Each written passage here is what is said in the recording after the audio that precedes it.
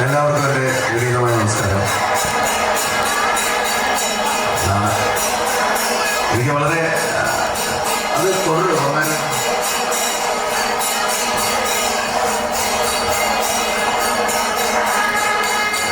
ഞാൻ ഇന്നത്തെ ദിവസം മുഴുവൻ ഇന്ന് വൈകുന്നേരം വരെ ഞാൻ ADGP ആയിരുന്നു. ഇവിടെ ഇപ്പോൾ ഞാൻ എന്താണെന്ന് എനിക്ക് തന്നെ മനസ്സിലാവുന്നില്ല. ഇത് പകരം കൂടെ നല്ല തിരക്കുള്ള ജോലിയായിരുന്നു എനിക്ക്. ആ ജോലി കഴിഞ്ഞ് ഇവിടെ വന്നു, ഈ അമ്മയെ തൊഴുതു. അപ്പം നിങ്ങളുടെ മുമ്പിൽ ഏത് രൂപത്തിലാണ് അവതരിച്ചിരിക്കുന്നതെന്ന് എനിക്ക് കൃത്യമായിട്ട് അറിയില്ല. എന്തായാലും എനിക്ക് നിങ്ങളോട് പറയാനുള്ളത്, പ്രത്യേകിച്ച് ഈ ക്ഷേത്രത്തിന്റെ പേര് നിങ്ങൾ ശ്രദ്ധിച്ചോന്ന് എനിക്കറിയില്ല. നിങ്ങളുടെ ദിവസവും കാണുന്ന ക്ഷേത്രമാണ് ചെറുവള്ളിക്കാവ്, അല്ലെ? ചെറുവള്ളിക്കാവ് ദേവി ക്ഷേത്രം എന്നാണ് ഈ ക്ഷേത്രം അറിയപ്പെടുന്നത്. പാമ്പാടി ചെറുവള്ളിക്കാവ് ദേവി ക്ഷേത്രം. ഇതിനെന്തെങ്കിലും ഒരു ഈ പദപ്രയോഗത്തിന് എന്തെങ്കിലും അപാകതയുള്ളതായിട്ടോ അല്ലെങ്കിൽ ഇതിനെന്തെങ്കിലും ഒരു ചേർച്ചക്കുറവുള്ളതായിട്ട് ആർക്കെങ്കിലും തോന്നിയിട്ടുള്ളതെന്ന് എനിക്കറിയില്ല. അറിയാമോ ആർക്കെങ്കിലും? ഞാൻ നിങ്ങളോട് സന്തോഷമായിട്ട് സംസാരിക്കാൻ വന്നപ്പോൾ ADGP ആണ്, പ്രഭാഷകരാണെന്നൊന്നും കരുതരുത്. നിങ്ങൾക്ക് ചോദിക്കാനുള്ളവരോട് ചോദിക്കണം. എനിക്ക് അതിനോടാണ് ഞാൻ വേറെ അവരോട് ചോദിച്ചിട്ട് പറഞ്ഞുതരാം. മേള ഒന്ന് അവസാനിച്ചപ്പോൾ ഒരു ചെറിയ സമാധാനമുണ്ട്. ചെറുവള്ളിക്കാവ് ദേവീക്ഷേത്രം. ആദ്യമായിട്ട് നിങ്ങൾക്ക് ഈ കാവ് എന്താണ്, ക്ഷേത്രം എന്താണെന്ന് നിങ്ങൾക്ക് അറിയാമോ എന്നുള്ളതാണ് ചോദ്യം. കാവ് ക്ഷേത്രം. ഇപ്പൊ ഇതൊരു ക്ഷേത്രത്തിന്റെ രൂപത്തിലാണ്. നമുക്ക് പെട്ടെന്ന് കണ്ടാൽ മനസ്സിലാവും നമ്മൾ എന്താണ് ക്ഷേത്രം എന്ന് നമ്മൾ ഇത്രയും കാലം ധരിച്ചിരിക്കുന്നു. അതുപോലെ ഇരിക്കുന്ന ഒരു ക്ഷേത്രം. പിന്നെ വേറെ കാര്യമില്ല, ഈ പുറകിലെ പടങ്ങളൊക്കെ വരുമ്പോൾ കണ്ടു, നിങ്ങളും കണ്ടു കാണും. പലതവണ നിങ്ങളൊക്കെ സ്ഥിരം ഇവിടെ വരുന്നത്. ഞാൻ ആദ്യമായിട്ടാണ് വരുന്നത്. ഞാൻ കോട്ടയത്ത് മുമ്പ് ജോലിയിലൊക്കെ ഇരുന്നിട്ടുണ്ടെങ്കിലും എനിക്ക് ഞാൻ അവസരം കിട്ടിയിട്ടില്ല വരാനായിട്ട്. ഇന്നാണ് എനിക്ക് ഞാൻ അവസരം സിദ്ധിച്ചത്. എല്ലാത്തിനും എന്താ പറയുക, എൻ്റെ വിശ്വാസപ്രകാരം ഞാൻ ഉപാസിക്കുന്ന എൻ്റെ ദേവതയുടെ സങ്കല്പപ്രകാരം അതിനെല്ലാത്തിനും ഒരു സമയമുണ്ട്. ആ ദേവത തീരുമാനിക്കുന്ന ഒരു സമയത്ത് മാത്രമേ ദേവതാ ദർശനം സാധ്യമാവുകയുള്ളൂ എന്നുള്ളതാണ് ശാസ്ത്രം. ഞാൻ ചോദിച്ചു വന്നത്, ആദ്യം ഞാൻ നിങ്ങളോട് ചോദിച്ച കാര്യം, രണ്ടു ചോദ്യങ്ങളാണ് ചോദിച്ചത്. കാവ് ക്ഷേത്രം, ചെറുവള്ളിക്കാവ് ദേവീ ക്ഷേത്രം എന്ന് പറയുന്നതിന്റെ പ്രസക്തി എന്താണെന്നാണ് ഒന്ന് ചോദിച്ചത്. രണ്ടാമത് ഈ പുറകിൽ കാണുന്ന ഈ ക്രൂര രൂപങ്ങളൊക്കെ എന്താണെന്ന് ചോദിച്ചത്. ഭയങ്കര ക്രൂര രൂപത്തില്ലേ പുറകിൽ വരച്ചു വെച്ചിരിക്കുന്നതൊക്കെ കണ്ടോ? തലയെ കറുത്ത് കൈ പിടിച്ചിരിക്കുന്നു. അപ്പൊ ഈ ക്രൂരതയാണോ നമ്മൾ ഉപാസിക്കുന്നതെന്നാണ് അടുത്ത പ്രശ്നം. ക്രൂരതയാണോ ഉപാസിക്കുന്നത്? നിങ്ങളെ ഈ ക്ഷേത്രത്തിലെ മൂർത്തി സങ്കല്പം ഭദ്രകാളിയാണെന്ന് നിങ്ങൾക്ക് അറിയാമെന്ന് ഞാൻ കരുതുന്നു. സംശയമൊന്നുമില്ല എല്ലാവർക്കും? ഭദ്രകാളി, കാളി എന്ന് പറയുന്ന സാധനത്തിനെ നമ്മൾ ഭയങ്കര രൗദ്ര രൂപത്തിലാണ് കണ്ടിരിക്കുന്നത്. പിന്നെ ഇനി നമ്മൾ എന്തിനാണ് ക്ഷേത്രത്തിൽ വരുന്നത് എന്നുള്ളതിനെ കുറിച്ച് ആർക്കെങ്കിലും അറിയാമോ എന്ന് എനിക്കറിയില്ല. എന്നറിയാമെങ്കിൽ എന്തിനാ ക്ഷേത്രത്തിൽ വരുന്നത്? ആരെങ്കിലും ക്ഷേത്രങ്ങളൊക്കെ എല്ലാവരും നിത്യദർശനം നടത്തുന്നവർ എനിക്ക് ഇവിടെ ഇരിക്കുന്ന ഒരു മിക്കവാറും ഞാൻ കരുതും, പ്രത്യേകിച്ച് സ്ത്രീജനങ്ങൾ പലരും ഇവിടെ ചുറ്റുമെടുത്ത് താമസിക്കുന്നവരൊക്കെ നിത്യവും ക്ഷേത്രത്തിൽ വരികയും പോവുകയും അമ്മയെ കണ്ടിട്ട് പോവുകയും ചെയ്യും. അമ്മ എന്ന് പറയുമ്പോൾ ആ മാതൃസങ്കല്പം മനസ്സിൽ കുറയ്ക്കും. എന്തിനാണ് ക്ഷേത്രത്തിൽ വരുന്നത്? ആർക്കെങ്കിലും അറിയാമോ? നമ്മുടെ ഏറ്റവും വലിയ കുഴപ്പം ഇതാണ്. നിങ്ങൾക്കൊക്കെ പലതും അറിയാം. അപ്പൊ നിങ്ങൾക്ക് പലതും പറയണമെന്നുണ്ട്. പക്ഷെ നിങ്ങളിപ്പോ ചിലപ്പോൾ ഞാൻ ഈ സഭയിലേക്ക് ചോദിക്കുമ്പോൾ എന്തെങ്കിലും പറഞ്ഞ് വിഡ്ഢിത ആവണമല്ലോ എന്ന് വിചാരിച്ചിട്ടുണ്ടാകുകയാണ്. ആദ്യം ആയിട്ട് നിങ്ങൾ മനസ്സിലാക്കുന്ന ക്ഷേത്രം എന്ന വാക്കിന്റെ അർത്ഥം എന്താണെന്നാണ്. അറിയാമോ? ക്ഷേത്രം ഒരു സംസ്കൃത പദമാണ്. ആ വാക്കിന്റെ അർത്ഥം ശരീരം എന്നാണ്. ശരീരം. ആരുടെ ശരീരം? ആരുടെയും ശരീരം. ക്ഷേത്രജ്ഞ പാലിനി എന്നാണ് ലളിതാ സഹസ്രനാമത്തിൽ പറഞ്ഞത്. ക്ഷേത്രത്തെയും ക്ഷേത്രജ്ഞനെയും. ക്ഷേത്രജ്ഞൻ എന്ന് പറഞ്ഞാൽ ക്ഷേത്രത്തിൽ ചൈതന്യമായി കുടികൊള്ളുന്നത് എന്തോ അതിനെ എന്ന് പറഞ്ഞാൽ നമ്മുടെ ശരീരം ക്ഷേത്രമാണെങ്കിൽ നമ്മുടെ ചൈതന്യം എന്ന് പറയുന്നത് എന്താണ്? നമ്മുടെ ജീവൻ, നമ്മുടെ ആത്മാവ് എന്നൊക്കെ നമ്മൾ പൊതുവെ നമ്മൾ വിവക്ഷിക്കും. അതായത് മരിച്ചു കഴിയുമ്പോൾ നമ്മളിൽ നിന്ന് പിരിഞ്ഞു പോകുന്നത് എന്തോ. ഇപ്പൊ എന്റെ മരണങ്ങളോ സംഭവിച്ചാൽ എൻ്റെ ശരീരം ഇപ്പൊ ഇരിക്കുന്നതും മരിച്ചു കഴിഞ്ഞാൽ ഉടനെ 5 മിനിറ്റ് നേരത്തേക്ക് അതിന്റെ DK തുടങ്ങുന്നതിന് മുമ്പ് ഒരു വ്യത്യാസവും കാണില്ല. പരിശോധിച്ചു കഴിഞ്ഞാൽ എന്താണ് പിന്നെ അവിടെ നഷ്ടം വരുന്നത്? കൈമുതലായിട്ടിരിക്കുന്ന എന്തോ ഒരു സാധനം നഷ്ടം വരുന്നത്. ആ സാധനത്തിനെയാണ് നമ്മൾ പറയുന്ന ജീവൻ പോയി, ആത്മാവ് പോയി എന്നൊക്കെ പറയും. അതിനെയാണ് ശാസ്ത്രത്തിൽ ക്ഷേത്രജ്ഞൻ എന്ന് പറയും. ക്ഷേത്രത്തിനെ ജീവസോടെ നിലനിർത്തുന്നത് എന്തോ അത്. അപ്പൊ പിന്നെ ചോദിക്കും, കാവ് ഇത് തന്നെയാണോ? കാവ് എന്ന് പറഞ്ഞാൽ ഇത് തന്നെയാണോ? ക്ഷേത്രം എന്ന് പറയുന്നത് കാവും എന്ന് പറയുന്നത് തമ്മിൽ എന്തെങ്കിലും വ്യത്യാസമുണ്ടോ? ഞാൻ അവിടുന്ന് തുടങ്ങാം, എന്നിട്ട് ഈ ക്രൂരരൂപിണിയിലേക്ക് വരാം. നിങ്ങൾ എന്തിന് ഈ ക്രൂരരൂപിണി ആരാധിക്കുന്നു എന്നുള്ളത് നിങ്ങൾക്ക് അറിയാം. ഭദ്രകാളിയെ വിളിക്കണം, കാളിയെ വിളിക്കണം, ദേവിയാണ്, അമ്മയാണ്, ഇതൊക്കെ ആരൊക്കെയോ പറഞ്ഞു തന്നിട്ടുണ്ട്. നമ്മുടെ ഏറ്റവും വലിയ നമ്മുടെ പൊതു സാമാന്യ ജനങ്ങളുടെ ഏറ്റവും വലിയ അപചയവും നമ്മൾ ഈ ചെയ്യുന്ന കാര്യങ്ങൾ എന്താണെന്നും എന്തിനാണെന്നുമുള്ള അറിവില്ലായ്മയാണ്. അത് എന്നെ കൊണ്ടാവുന്ന രീതിയിൽ നികത്താനായിട്ട് അടുത്ത എത്ര നേരം എനിക്ക് തന്നിരിക്കുന്ന അഭിലാഷൻ? 1 മണിക്കൂർ. ആ 1 മണിക്കൂറിനകത്ത് അത് കഴിയുന്നത്ര രീതിയിൽ നികത്താൻ ഞാൻ പ്രാപ്തനാണെന്ന് എനിക്കറിയില്ല. നിങ്ങൾക്ക് എന്തെങ്കിലും അറിയണമെന്നുണ്ടെങ്കിൽ എന്നോട് ചോദിക്കണം. ഞാൻ പറയുന്നത് പിന്നെ നിങ്ങൾക്ക് ആവശ്യമുള്ളതാണെന്ന് കരുതുന്നതായിരിക്കും. പക്ഷെ അതല്ല, നിങ്ങൾക്ക് വേറെ എന്തെങ്കിലും അറിയണമെന്ന് തീർച്ചയായിട്ടും ചോദിക്കണം. ആധ്യാത്മിക കാര്യങ്ങൾ ഇപ്പോ പോലീസിൽ സാറിന്റെ ആ കേസ് ഇങ്ങനെ അന്വേഷിച്ചു ചോദിക്കുന്ന സമയത്തല്ല, പിന്നീട് ദിവസത്തിലാകാം. അപ്പൊ ക്ഷേത്രം എന്ന് പറഞ്ഞാൽ എന്താണ്? ക്ഷേത്രത്തിൽ ഈ ആചാരങ്ങൾ വെച്ചിരിക്കുന്നത് എന്താണ്? ക്ഷേത്രവും കാവും ഒന്നാണോ? ക്ഷേത്രവും ഇതര ദേവാലയങ്ങളും തമ്മിലുള്ള വ്യത്യാസമുണ്ട്. ക്ഷേത്രത്തിന് ദേവാലയം എന്ന് വിളിക്കാമോ? ഇതൊന്നും നിങ്ങൾ ഇന്ന് വരെ ഒരുപക്ഷെ ചിന്തിച്ചിട്ടില്ലാത്ത, എന്നാൽ ചിന്തിക്കേണ്ടത് അത്യന്താപേക്ഷിതമായ ചില കാര്യങ്ങളാണ്. നമ്മൾ പൊതുവെ നമ്മളെല്ലാം കൊണ്ടും പറയും ദേവാലയം. ഇത് ദേവാലയമാണോ?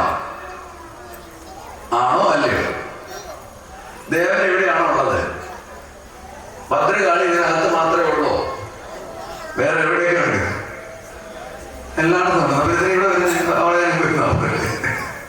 പാമ്പായിട്ട് അവിടെ ഇരുന്ന് ഭദ്രകാളി ചെറുപള്ളി കാവ് അവിടെ എന്ന് പറഞ്ഞാൽ പോരായിരുന്നു. എന്തിനാ ഇവിടെ വരുന്നത്? എന്തിനാ? എന്താ ഇതിന്റെ പ്രാധാന്യം? ഇനി ഞാൻ ഈ കടങ്കഥ ചോദ്യം നിർത്തി ഞാൻ ഉത്തരങ്ങൾ പറഞ്ഞ് തുടങ്ങിക്കോട്ടെ. ആദ്യമായിട്ട് മനസ്സിലാവേണ്ട ഒരു സംഗതി എന്ന് പറഞ്ഞു കഴിഞ്ഞാൽ, ഈശ്വരൻ സർവ്വവ്യാപിയാണ്. അത് ഒരു തരത്തിലുള്ള അനുഷ്ഠാനത്തിനകത്ത് ഒതുങ്ങുന്നതല്ല ഈശ്വര സങ്കല്പം. ആ ഈശ്വര സങ്കല്പത്തെ കുറിച്ച് ലോകത്തെല്ലായിടത്തും ഞാൻ അത്യാവശ്യം എന്താ പറയുക, കുറച്ച് തന്ത്രവിദ്യക്ക് അഭ്യസിച്ചിട്ടുള്ള ആളാണ്. ഇനി അടുത്തൊരു കാര്യം ചോദിക്കാം. തന്ത്രം എന്ന് കേട്ടിട്ടുണ്ടല്ലോ എല്ലാവരും? തന്ത്രം മന്ത്രം കേട്ടിട്ടില്ലേ? തന്ത്രം, മന്ത്രം, യന്ത്രം. മിക്കവാറും ഇരിക്കുന്ന ഒട്ടുമുക്കാൽ ആൾക്കാരുടെയും അരയിലോ കഴുത്തിലോ കാതിലോ ഒക്കെ എന്തെങ്കിലുമൊക്കെ യന്ത്രങ്ങൾ കാണാം. ഇതെന്തോ നമുക്കറിയാമോ? ചുമ്മാ കെട്ടിക്കൊണ്ട് നടന്നത്. അപ്പൊ നമ്മൾ അവിടെ മനസ്സിലാക്കേണ്ട കുറച്ച് കാര്യങ്ങൾ, ഈ സാധനങ്ങൾ, ഈ സംജ്ഞകളൊക്കെ എന്താണ് വിവക്ഷിക്കുന്നതെന്ന് മനസ്സിലാക്കാനായിട്ട് നമുക്ക് അടുത്ത 1 മണിക്കൂർ നേരം ഉപയോഗിക്കണം. ആദ്യമായിട്ട് ഞാൻ നിങ്ങളോട് പറഞ്ഞല്ലോ, ആദ്യം പറഞ്ഞ വാചകം ഈശ്വരൻ സർവ്വവ്യാപിയാണ്. ഈശ്വരന്റെ രൂപമുണ്ടോ? ഉണ്ടോ ഇല്ല? ഇല്ലേ?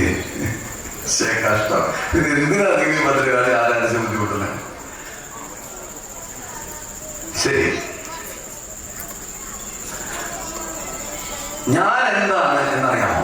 ഞാൻ ശ്രീജിത്തല്ല, ഞാനും നിങ്ങൾ ചോദിക്കുമ്പം എന്താണ് എന്ന് പറഞ്ഞാൽ, നിർവാണാഷ്ടകം എന്ന് പറഞ്ഞ സ്ഥാനത്തുള്ള ആദ്യത്തെ ശ്ലോകത്തിൽ ആദ്യത്തെ വരി ഞാൻ പറയാം. മനോബുദ്ധി അഹങ്കാര ചിത്താനി നാമം.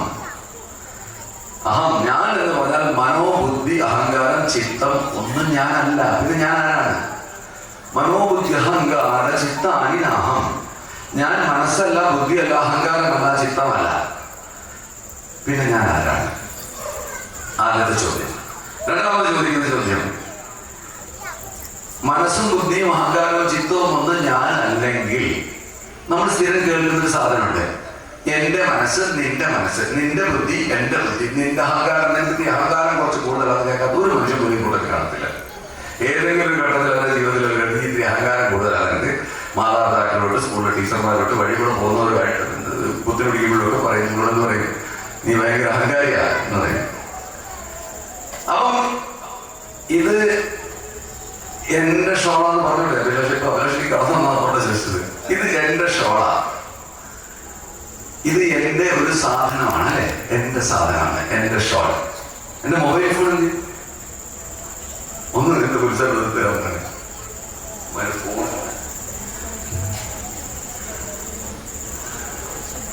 എന്തെങ്കിലും. അപ്പൊ കേട്ടോ, എന്റെ ഫോണ് കൈമോശം വന്നുപോയി. അപ്പൊ ഞാൻ എന്റെ എവിടെ എന്നാണ് ഞാൻ ചോദിക്കുന്നത്. എന്റെ ഒരു പൊസിഷൻ, എന്റെ ഒരു വസ്തുവാണത്. ഇതെന്റെ ഒരു വസ്തു. അതുപോലെ എന്റെ ഒരു വസ്തുവാണ് എന്റെ മനസ്സ്. ഓർത്തോണം, അതുപോലെ എന്റെ ഒരു വസ്തുവാണ് എന്റെ ബുദ്ധി. അതുപോലെ എന്റെ ഒരു വസ്തുവാണ് എന്റെ അഹങ്കാരം. അതുപോലെ എന്റെ ഒരു വസ്തുവാണ് എന്റെ ശരീരം. അപ്പൊ ഞാൻ ആരാണോ വലിയൊരു പ്രശ്നമാണ്. മറ്റേ സിനിമ കണ്ടിട്ടില്ലേ, തേന്മാവിൻ കൊമ്പത്തിലല്ലേ, തനിക്ക് ആരാണ് ആരാണെന്ന് തനിക്ക് അറിഞ്ഞൂടെന്നാണ് എന്നോട് ചോദിക്കുക. അപ്പൊ ഞാൻ പറഞ്ഞുതരാം ഞാൻ ആരാണെന്ന് താനാരാണ് എന്ന് പറയുന്ന ആ സങ്കല്പം. ആ പറഞ്ഞത് പപ്പു വളരെ തമാശയായിട്ടാണ് പറയുന്നതെങ്കിൽ ലോകത്തെ ഏറ്റവും വലിയ ആധ്യാത്മിക തത്വമാണത്. ആ ആധ്യാത്മിക തത്വത്തിന് പിന്നെ വിശദീകരിച്ചിരിക്കുന്ന ചില സ്ഥലങ്ങളിൽ ഞാൻ ഒരുപാട് ശ്ലോകം ചൊല്ലിയൊന്നും നിങ്ങൾ ബുദ്ധിമുട്ടിക്കില്ല. എന്നാലും നിവൃത്തിയില്ലാത്ത ചില ശ്ലോകങ്ങൾ ചൊല്ലാതിരിക്കാൻ പറ്റില്ല. ദക്ഷിണാമൂർത്തി സ്തോത്രത്തിൽ പറഞ്ഞിട്ട് അഹം വികൽപ്പൈക ഹമേവ കേവലം മൈസ്ഥിതം വിശ്വരാജനം ഇതം രഹസ്യം മമേന ദർശനം സമന്വയോ ഗുരുദേവ കേവലം. അഹം വികൽപ്പൈ, വികല്പം എന്ന് പറഞ്ഞാൽ എനിക്ക് മുറിവുകളില്ല, ഞാൻ തുടർച്ചയാണ്. അഹം വികൽപ്പൈ അഹമേവ കേവലം, ഞാൻ മാത്രമേ ഉള്ളൂ. മൈസ്ഥിതം വിശ്വം ചരാചരം, എന്നിൽ ഈ വിശ്വവും ചരാചരങ്ങളും മുഴുവൻ നിലനിൽക്കുന്നു. ഇതം രഹസ്യം, ഇത് രഹസ്യമാണ്. മമയേന ദർശിതം, ഞാൻ തന്നെത്താൻ കണ്ടുപിടിച്ചതാണ്. മമയേന ദർശിതം സബന്ധനിയോ ഗുരുദേവ കേവലം. ഇതെനിക്ക് പറഞ്ഞു തന്നെ എന്റെ ഗുരുവിനെ അതുകൊണ്ട് ഞാൻ നമസ്കരിക്കുന്നു. അതായത് ഗുരു, ആദ്യ ഗുരുവായ ശിവന്റെ രൂപമാണ് യഥാർത്ഥ ദക്ഷിണാമൂർത്തി ദേവൻ എന്ന് പറയുന്നത്. അദ്ദേഹത്തെ വന്ദിച്ചുകൊണ്ട് പറയാണ്, നീയാണ് എനിക്ക് ഇതെല്ലാം കാണിച്ചു തന്നത്, അതുകൊണ്ട് നിന്നെ ഞാൻ വന്ദിക്കുന്നു. അവിടെ വരുന്ന വൈരുദ്ധ്യം എന്താണെന്ന് അറിയോ? ആദ്യം പറയണല്ല അഹം വികൽപ്പൈ, ഞാൻ തുടർച്ചയായിട്ട് നിൽക്കുകയാണ്, ഞാൻ എനിക്ക് ഇവിടെ തടസ്സങ്ങളില്ല. അഹമേവ കേവലം, ഞാൻ മാത്രമേ ഇവിടെ ഉള്ളൂ, വേറെ ആരുമില്ല, ഞാൻ മാത്രമേ ഉള്ളൂ. അതാണ് അദ്ദേഹം പറഞ്ഞത്. ഭദ്രകാളി ഇവിടെ ആണോ? അല്ല, എല്ലായിടത്തും ഉണ്ട്. ആ എല്ലായിടത്തും ഉള്ള അഹം, ഞാൻ എന്ന് പറയുന്ന സങ്കല്പം, ഈശ്വര സങ്കല്പം എന്ന് പറഞ്ഞാൽ ഞാൻ. അഹം വികൽപ്പൈ അഹമേവ കേവലം, ഞാൻ മാത്രമേ ഉള്ളൂ. മൈസ്ഥിതം വിശ്വവിധം ചരാചരം, എന്നിലാണ് ഈ വിശ്വവും ചരാചരങ്ങളും മുഴുവൻ നിലകൊള്ളുന്നത്. ഇതം രഹസ്യം മമേന ദർശനം, രഹസ്യമാണ്, ഞാൻ തന്നെത്താൻ കണ്ടുപിടിച്ചതാണ്. അവസാനം പറയുന്ന നോക്കത്തിനെന്താ? അതുകൊണ്ട് ഞാൻ എന്റെ ഗുരുവിനെ വന്നിരിക്കുന്നു. അപ്പൊ എവിടുന്നാണ് ഈ ഗുരു കയറി വന്നേപ്പോ? പറഞ്ഞ മനസ്സിലാവുന്നുണ്ടോ? ഇതിനാണ് അദ്വൈതം എന്ന് പറയുന്നത്. അദ്വൈതം, ഇതാണ് പ്രപഞ്ചത്തിലെ ഏറ്റവും ഉന്നതമായ സങ്കല്പം. ഇതാണ് ഏറ്റവും ഉന്നതമായ സങ്കല്പം. സർവവ്യാപിയായ ബ്രഹ്മം എന്ന് പറയുന്ന സങ്കല്പം. ആ ബ്രഹ്മത്തിന് രൂപമില്ല, ഭാവമില്ല, എന്നാൽ ഇതെല്ലാം ഉണ്ട്. എല്ലാം അതിൽ നിന്നും ഈ വിശ്വവും ചരാചരങ്ങളും മുഴുവൻ എന്നിൽ നിന്നാണ് വന്നിരിക്കുന്നത്. ഇതം രഹസ്യം മമേന ദർശനം, ഞാൻ ഒറ്റയ്ക്ക് കണ്ടുപിടിച്ചതായിരുന്നു. ഇങ്ങനെ ആവുമ്പോ ഈ പ്രപഞ്ചവും വിശ്വവും ചരാചരങ്ങളും മുഴുവൻ എന്നിൽ നിലകൊള്ളുന്ന സത്തയാണ് ഞാൻ. ഞാൻ അനന്തനാണ്, സർവവ്യാപിയായ ഈശ്വരൻ ഞാൻ. ഇനി ഇപ്പൊ നിങ്ങൾക്ക് ഇതൊക്കെ കേട്ടാ വല്ലതും മനസ്സിലാവോ? മനസ്സിലാകാത്തതിന് കാരണം എന്താണെന്ന് അറിയുമോ? മനസ്സ് എന്റെയാണ്, ഞാനല്ല. എന്റെ മൊബൈൽ ഫോൺ, എന്റെ ഷോള്, എന്റെ മുണ്ട്, എന്റെ മനസ്സ്. അപ്പം ഞാനെന്ന് പറയുന്നതിന് അപ്പുറത്തുള്ള ഏതോ ഒരു സങ്കല്പമായിട്ട് ഞാൻ നിൽക്കുമ്പോ അപ്പൊ ദ്വൈതഭാവമാണ്. ഞാനുണ്ട്, സബന്ധനിയോ ഗുരുദേവ കേവലം, ഗുരുവുണ്ട്, പിന്നെ ആരൊക്കെയുണ്ട്? വിശ്വവിധം ചരാചരം, വിശ്വവും ചരാചരങ്ങളും മുഴുവനുണ്ട്. അതിനകത്ത് ഞാനും ഉണ്ട്, ഞാനെന്ന സങ്കല്പമുണ്ട്, ഞാനെന്ന വിശ്വരൂപിയായ ഭഗവാനുമുണ്ട്, വിരാട് പുരുഷൻ. ആ സർവവ്യാപിയായ ഈശ്വരനെ സാധാരണക്കാരായ നമുക്ക് മനസ്സിലാവാൻ കുറച്ച് ബുദ്ധിമുട്ടാണ്. അപ്പൊ നമ്മൾ എന്ത് ചെയ്യും? അപ്പൊ നിങ്ങൾ എന്തിനാ ഞാൻ പറയുന്നത് കേട്ടോണ്ടിരിക്കുന്ന? നിങ്ങളുടെ വിചാരം നിങ്ങളുടെ കാലത്ത് ഒരുപാട് വിവരം എനിക്കുണ്ടോന്നാണ്. തെറ്റിദ്ധാരണയാണോന്ന് മിക്കവാറും 1 മണിക്കൂർ കഴിയുമ്പോൾ നിങ്ങൾ തീരുമാനിക്കും. അപ്പൊ നമ്മൾ എന്ത് ചെയ്യുന്ന വെച്ചാൽ സത്തുക്കളുടെ അടുത്ത് പോകും, വലിയ മനുഷ്യരെടുത്ത് പോകും. അതിന് നമ്മളെന്ത് പറയും? സത്സംഗം എന്ന് പറയും. സത്തുക്കളുമായി സംഘം ചെയ്യാൻ പോകും. ഇപ്പൊ നിങ്ങൾ ഇപ്പൊ ചെയ്യാൻ ഉദ്ദേശിച്ചിരിക്കുന്നത് സത്സംഗമാണ്. ഇങ്ങനെ ഏതാണ്ട് വലിയ ആധ്യാത്മിക കാര്യം പറയാൻ പോകുന്നത് നമുക്ക് കേട്ട് പഠിച്ചു വരാം എന്നാണ് മനസ്സിൽ സങ്കല്പം. അപ്പൊ ഞാൻ കുറെ കഴിഞ്ഞ് നിങ്ങൾക്ക് വഴികാട്ടിയായിട്ട് ഞാൻ ഇങ്ങനെ കുറെ കാലം ഇരിക്കുന്നു. അത് കഴിഞ്ഞ് ഞാൻ പറയുന്നു, ഞാൻ പോവുക, എനിക്ക് മതിയായി, ഈ ജീവിതം എനിക്ക് മതിയായി, ഞാൻ പോവുക എന്ന് പറയുമ്പോൾ നിങ്ങൾ എന്നോട് ഭയങ്കര സ്നേഹമുള്ളവരുടെ കൂട്ടത്തിലുണ്ട് എന്നോട് പറയും, അയ്യോ സാറ് പോവല്ലേ, അയ്യോ അച്ഛാ പോകല്ലേ, അയ്യോ അച്ഛാ കേട്ടിട്ടില്ലേ? അതുപോലെ പറയുന്ന ഞാൻ എന്ത് ചെയ്യണം? പണ്ട് മുതലേ എല്ലാ സംസ്കാരങ്ങളിലും, ലോകത്തെമ്പാടുമുള്ള എല്ലാ സംസ്കാരങ്ങളിലും മൺമറയുന്ന മനുഷ്യരെ, അതിൽ പ്രത്യേകിച്ച് വലിയ കഴിവുള്ള ആൾക്കാരെ അനന്തകാലത്തേക്ക് ഈ പ്രപഞ്ചത്തിൽ നിലനിർത്താനുള്ള വഴികളെ കുറിച്ച് ഗവേഷണം നടത്തിക്കൊണ്ടിരുന്നു. അങ്ങനെ ഗവേഷണം നടത്തിയതില് ഈജിപ്ഷ്യൻസ് എന്ത് ചെയ്തെന്ന് വെച്ചിട്ടുണ്ടെങ്കിൽ ഈ സ്ഥൂല ശരീരം, നമ്മുടെ ഈ കാണുന്ന ശരീരത്തിനെ പ്രിസർവ് ചെയ്യാൻ തീരുമാനിച്ചു. അതിന് അന്നത്തെ കാലത്തേക്ക് പ്രിസർവ് ചെയ്യാനായിട്ട് എന്തൊക്കെ വേണം? മമ്മിഫൈ ചെയ്യാൻ തീരുമാനിച്ചു. മമ്മിയുടെ രൂപത്തിലാക്കി. എന്നിട്ട് എന്ത് ചെയ്തു? ഇങ്ങനെ മരിച്ചു കഴിഞ്ഞ് എഴുന്നേറ്റ് വരുമ്പോൾ ഇങ്ങനത്തെ കൂടെ അങ്ങനെ അടിവുകളെ വേണ്ടി വരും, ആഭരണം വേണ്ടുന്ന അടിവുകളെ ആഭരണമൊക്കെ അതിന്റെ കൂടെ കുഴിച്ചിട്ടു.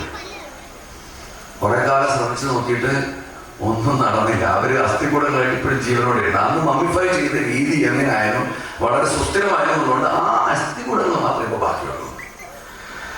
ഭാരതത്തിൽ നമുക്ക് ഇതിനെയും കൂടെ വിവേചനാധികാരവും ബുദ്ധിയൊക്കെ ഉപയോഗിച്ചു എന്നിട്ട് നമ്മൾ എന്ത് മനസ്സിലാക്കി? ശരീരം 3 തരത്തിലുണ്ടെന്ന് നമ്മുടെ ശാസ്ത്രം പറയുന്നു. സ്ഥൂല, ഈ കാണുന്ന ശരീരം, ശ്രീജിത്ത് എന്ന് പറഞ്ഞാൽ നിങ്ങൾ കാണുന്ന ഈ ശരീരം ഇപ്പൊ ഇവിടെ ഇരിക്കുന്നത് സ്ഥൂല ശരീരമാണ്. ആ സ്ഥൂല ശരീരത്തെയാണ് ഈജിപ്ഷ്യൻസ് പ്രിസർവ് ചെയ്യാൻ ശ്രമിച്ചതെങ്കിൽ സൂക്ഷ്മ ശരീരം എന്ന് പറഞ്ഞൊരു സാധനം ഉണ്ടെന്ന് നമ്മുടെ ആൾക്കാർ കണ്ടുപിടിച്ചു. ആ സൂക്ഷ്മ ശരീരമാണ് മരണാനന്തരം നമ്മുടെ ശരീരത്തെ, ഈ സ്ഥൂല ശരീരത്തെ വിട്ടുപോകുന്ന ഏതൊരു തേജോപുഞ്ചം, അതിനെയാണ് സൂക്ഷ്മ ശരീരം എന്ന് പറയുന്നത്. അപ്പൊ ഭാരതത്തിലുള്ളവരെന്ന് തീരുമാനിച്ചു, സ്ഥൂല ശരീരത്തിന് പ്രിസർവ് ചെയ്തിട്ട് കാര്യമില്ല, അത് പഞ്ചതന്മാത്ര സഹായകം, അത് പഞ്ചഭൂതങ്ങളെ കൊണ്ടുണ്ടാക്കിയതാണ്, അത് തിരിച്ച് പ്രകൃതിയിൽ ലയിക്കേണ്ടതാണ്, അതിനെ പിടിച്ചു വെച്ചാൽ അത് നിൽക്കില്ല എന്ന് തിരിച്ചറിഞ്ഞ് ഭാരതത്തിലുള്ളവർ എന്ത് ചെയ്തു? ഈ സൂക്ഷ്മ ശരീരത്തിനെ പ്രിസർവ് ചെയ്യാൻ തീരുമാനിച്ചു. അപ്പൊ അത് എങ്ങനെ ചെയ്യുമെന്ന് അന്വേഷിച്ച് കണ്ടുപിടിച്ച മഹത്തായ ആശയമാണ് ക്ഷേത്രം എന്ന് പറയുന്നത്. ഈ ക്ഷേത്രം എന്ന് പറയുന്നത് യഥാർത്ഥത്തിൽ ഈ ക്ഷേത്രത്തിന്റെ പ്രതിഷ്ഠാകർത്താവായ വ്യക്തിയുടെയും അവിടെ ദൈനംദിനം പൂജ നടത്തി അതിന്റെ ചൈതന്യത്തിനെ വർദ്ധമാനമാക്കുന്ന തന്ത്രിമാരുടെയും ആചാര്യന്മാരുടെയും സൂക്ഷ്മ ശരീരത്തിലെ തപസ്സിന്റെ തേജസ് ആവാഹിച്ചിരിക്കുന്ന ഒരു ബിംബമാണ് അകത്തിരിക്കുന്നത്. അതിന് ഭദ്രകാളി രൂപം വരുന്നു, പല രൂപം വരുന്നു. നമ്മുടെ ശാസ്ത്രത്തിൽ പറഞ്ഞിരിക്കുന്ന മണ്ഡലി മുതൽ ബ്രഹ്മാവ് വരെയുള്ള ഏത് രൂപത്തിനെ നമുക്ക് ഉപാസനയ്ക്ക് എടുക്കാം. നീ ഉപാസന എന്താണെന്നൊക്കെ ഞാൻ ക്രമേണ പറയുന്നുണ്ട്. അപ്പൊ നമ്മളിവിടെ വരുന്നത് യഥാർത്ഥത്തിൽ ദൈവത്തെ കാണാനല്ല കേട്ടോ. തെറ്റിദ്ധാരണ ആർക്കും വേണ്ട അതിനെ കുറിച്ച്. ദൈവത്തെ കാണാനുള്ള ഒന്നൊരു കാര്യമില്ല. ഇവിടെ നമ്മൾ വരുന്നത് എന്തിനാണ്? നമ്മളെക്കാൾ കഴിവുള്ള ഒരു വലിയ സൂക്ഷ്മ ശരീരത്തിനകത്ത് കയറി സഞ്ചരിക്കണം. അതാണ് നമ്മൾ പലപ്പോഴും ക്ഷേത്രത്തിൽ പോയിട്ട് തൊഴുത് പുറത്തോട്ടിറങ്ങുമ്പോൾ നമ്മൾ പറയും നല്ല സുഖം, മനസ്സിന് നല്ല ശാന്തി. ചിലർ പറയും, ഇംഗ്ലീഷ് പറയും നല്ല ആംബിയൻസ്.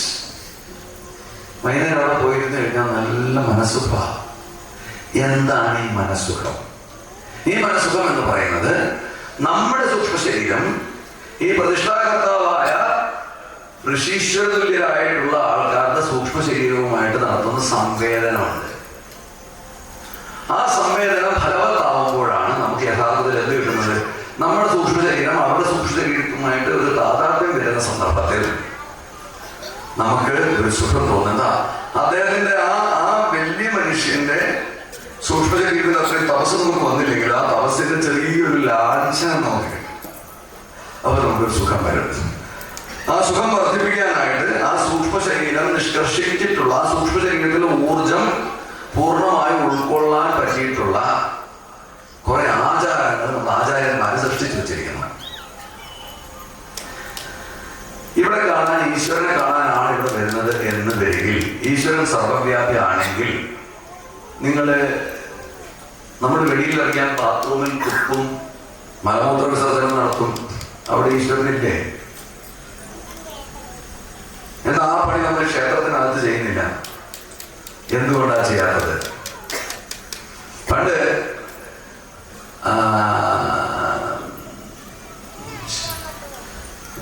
ശുഗമഹർഷിക്ക് നിത്യയൗവനാണ്. അദ്ദേഹം നിരന്തരം ബ്രഹ്മാവസ്ഥയിൽ സഞ്ചരിക്കുന്നുണ്ട്. അദ്ദേഹത്തിന് തുണി ഉടുക്കണമെന്ന് പറഞ്ഞതാണ്. മിക്കവാറും അല്പവസ്ത്ര തുണിയൊന്നും ഉടുക്കില്ല, അങ്ങനെ വെറുതെ നടക്കും. അദ്ദേഹം ബ്രഹ്മജ്ഞാനം അതായത് സർവവ്യാപിയായ ബ്രഹ്മത്തെ കുറിച്ച് അറിയാൻ വേണ്ടി ജനക മഹാരാജാവിനെ കാണാറുണ്ട്. ജനക മഹാരാജാവ് വളരെ ശ്രേഷ്ഠനായ ബ്രഹ്മജ്ഞാനിയായിരുന്നു എന്നാണ്. അദ്ദേഹത്തെ കാണാൻ ചെന്നപ്പോ ഈ ജനക മഹാരാജാവ് കാലൊരു ശിവലിംഗത്തിന്റെ മുകളിൽ പിണച്ചു വെച്ചിട്ട് ഒരു വിഷ്ണുവിന്റെ വിഗ്രഹം എടുത്ത് തലയ്ക്ക് തലയണയാക്കി വെച്ചിട്ട് കിടന്നുറങ്ങാണ്.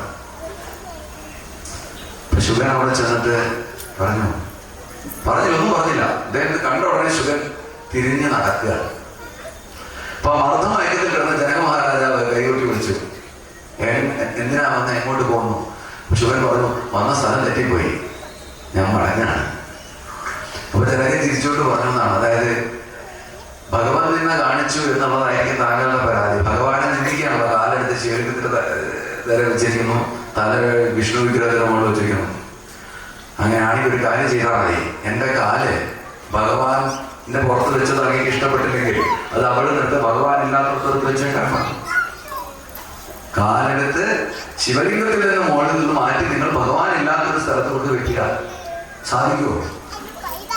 ലോകത്തെവിടെയെങ്കിലും ഒരാളുടെ കാലെടുത്ത് ഭഗവാനെ ഇല്ലാത്ത, ഈശ്വര സാമീപ്യവും സാന്നിധ്യവും ഇല്ലാത്ത എവിടെയെങ്കിലും, ഈശ്വരൻ സർവ്വവ്യാപിയാണ്.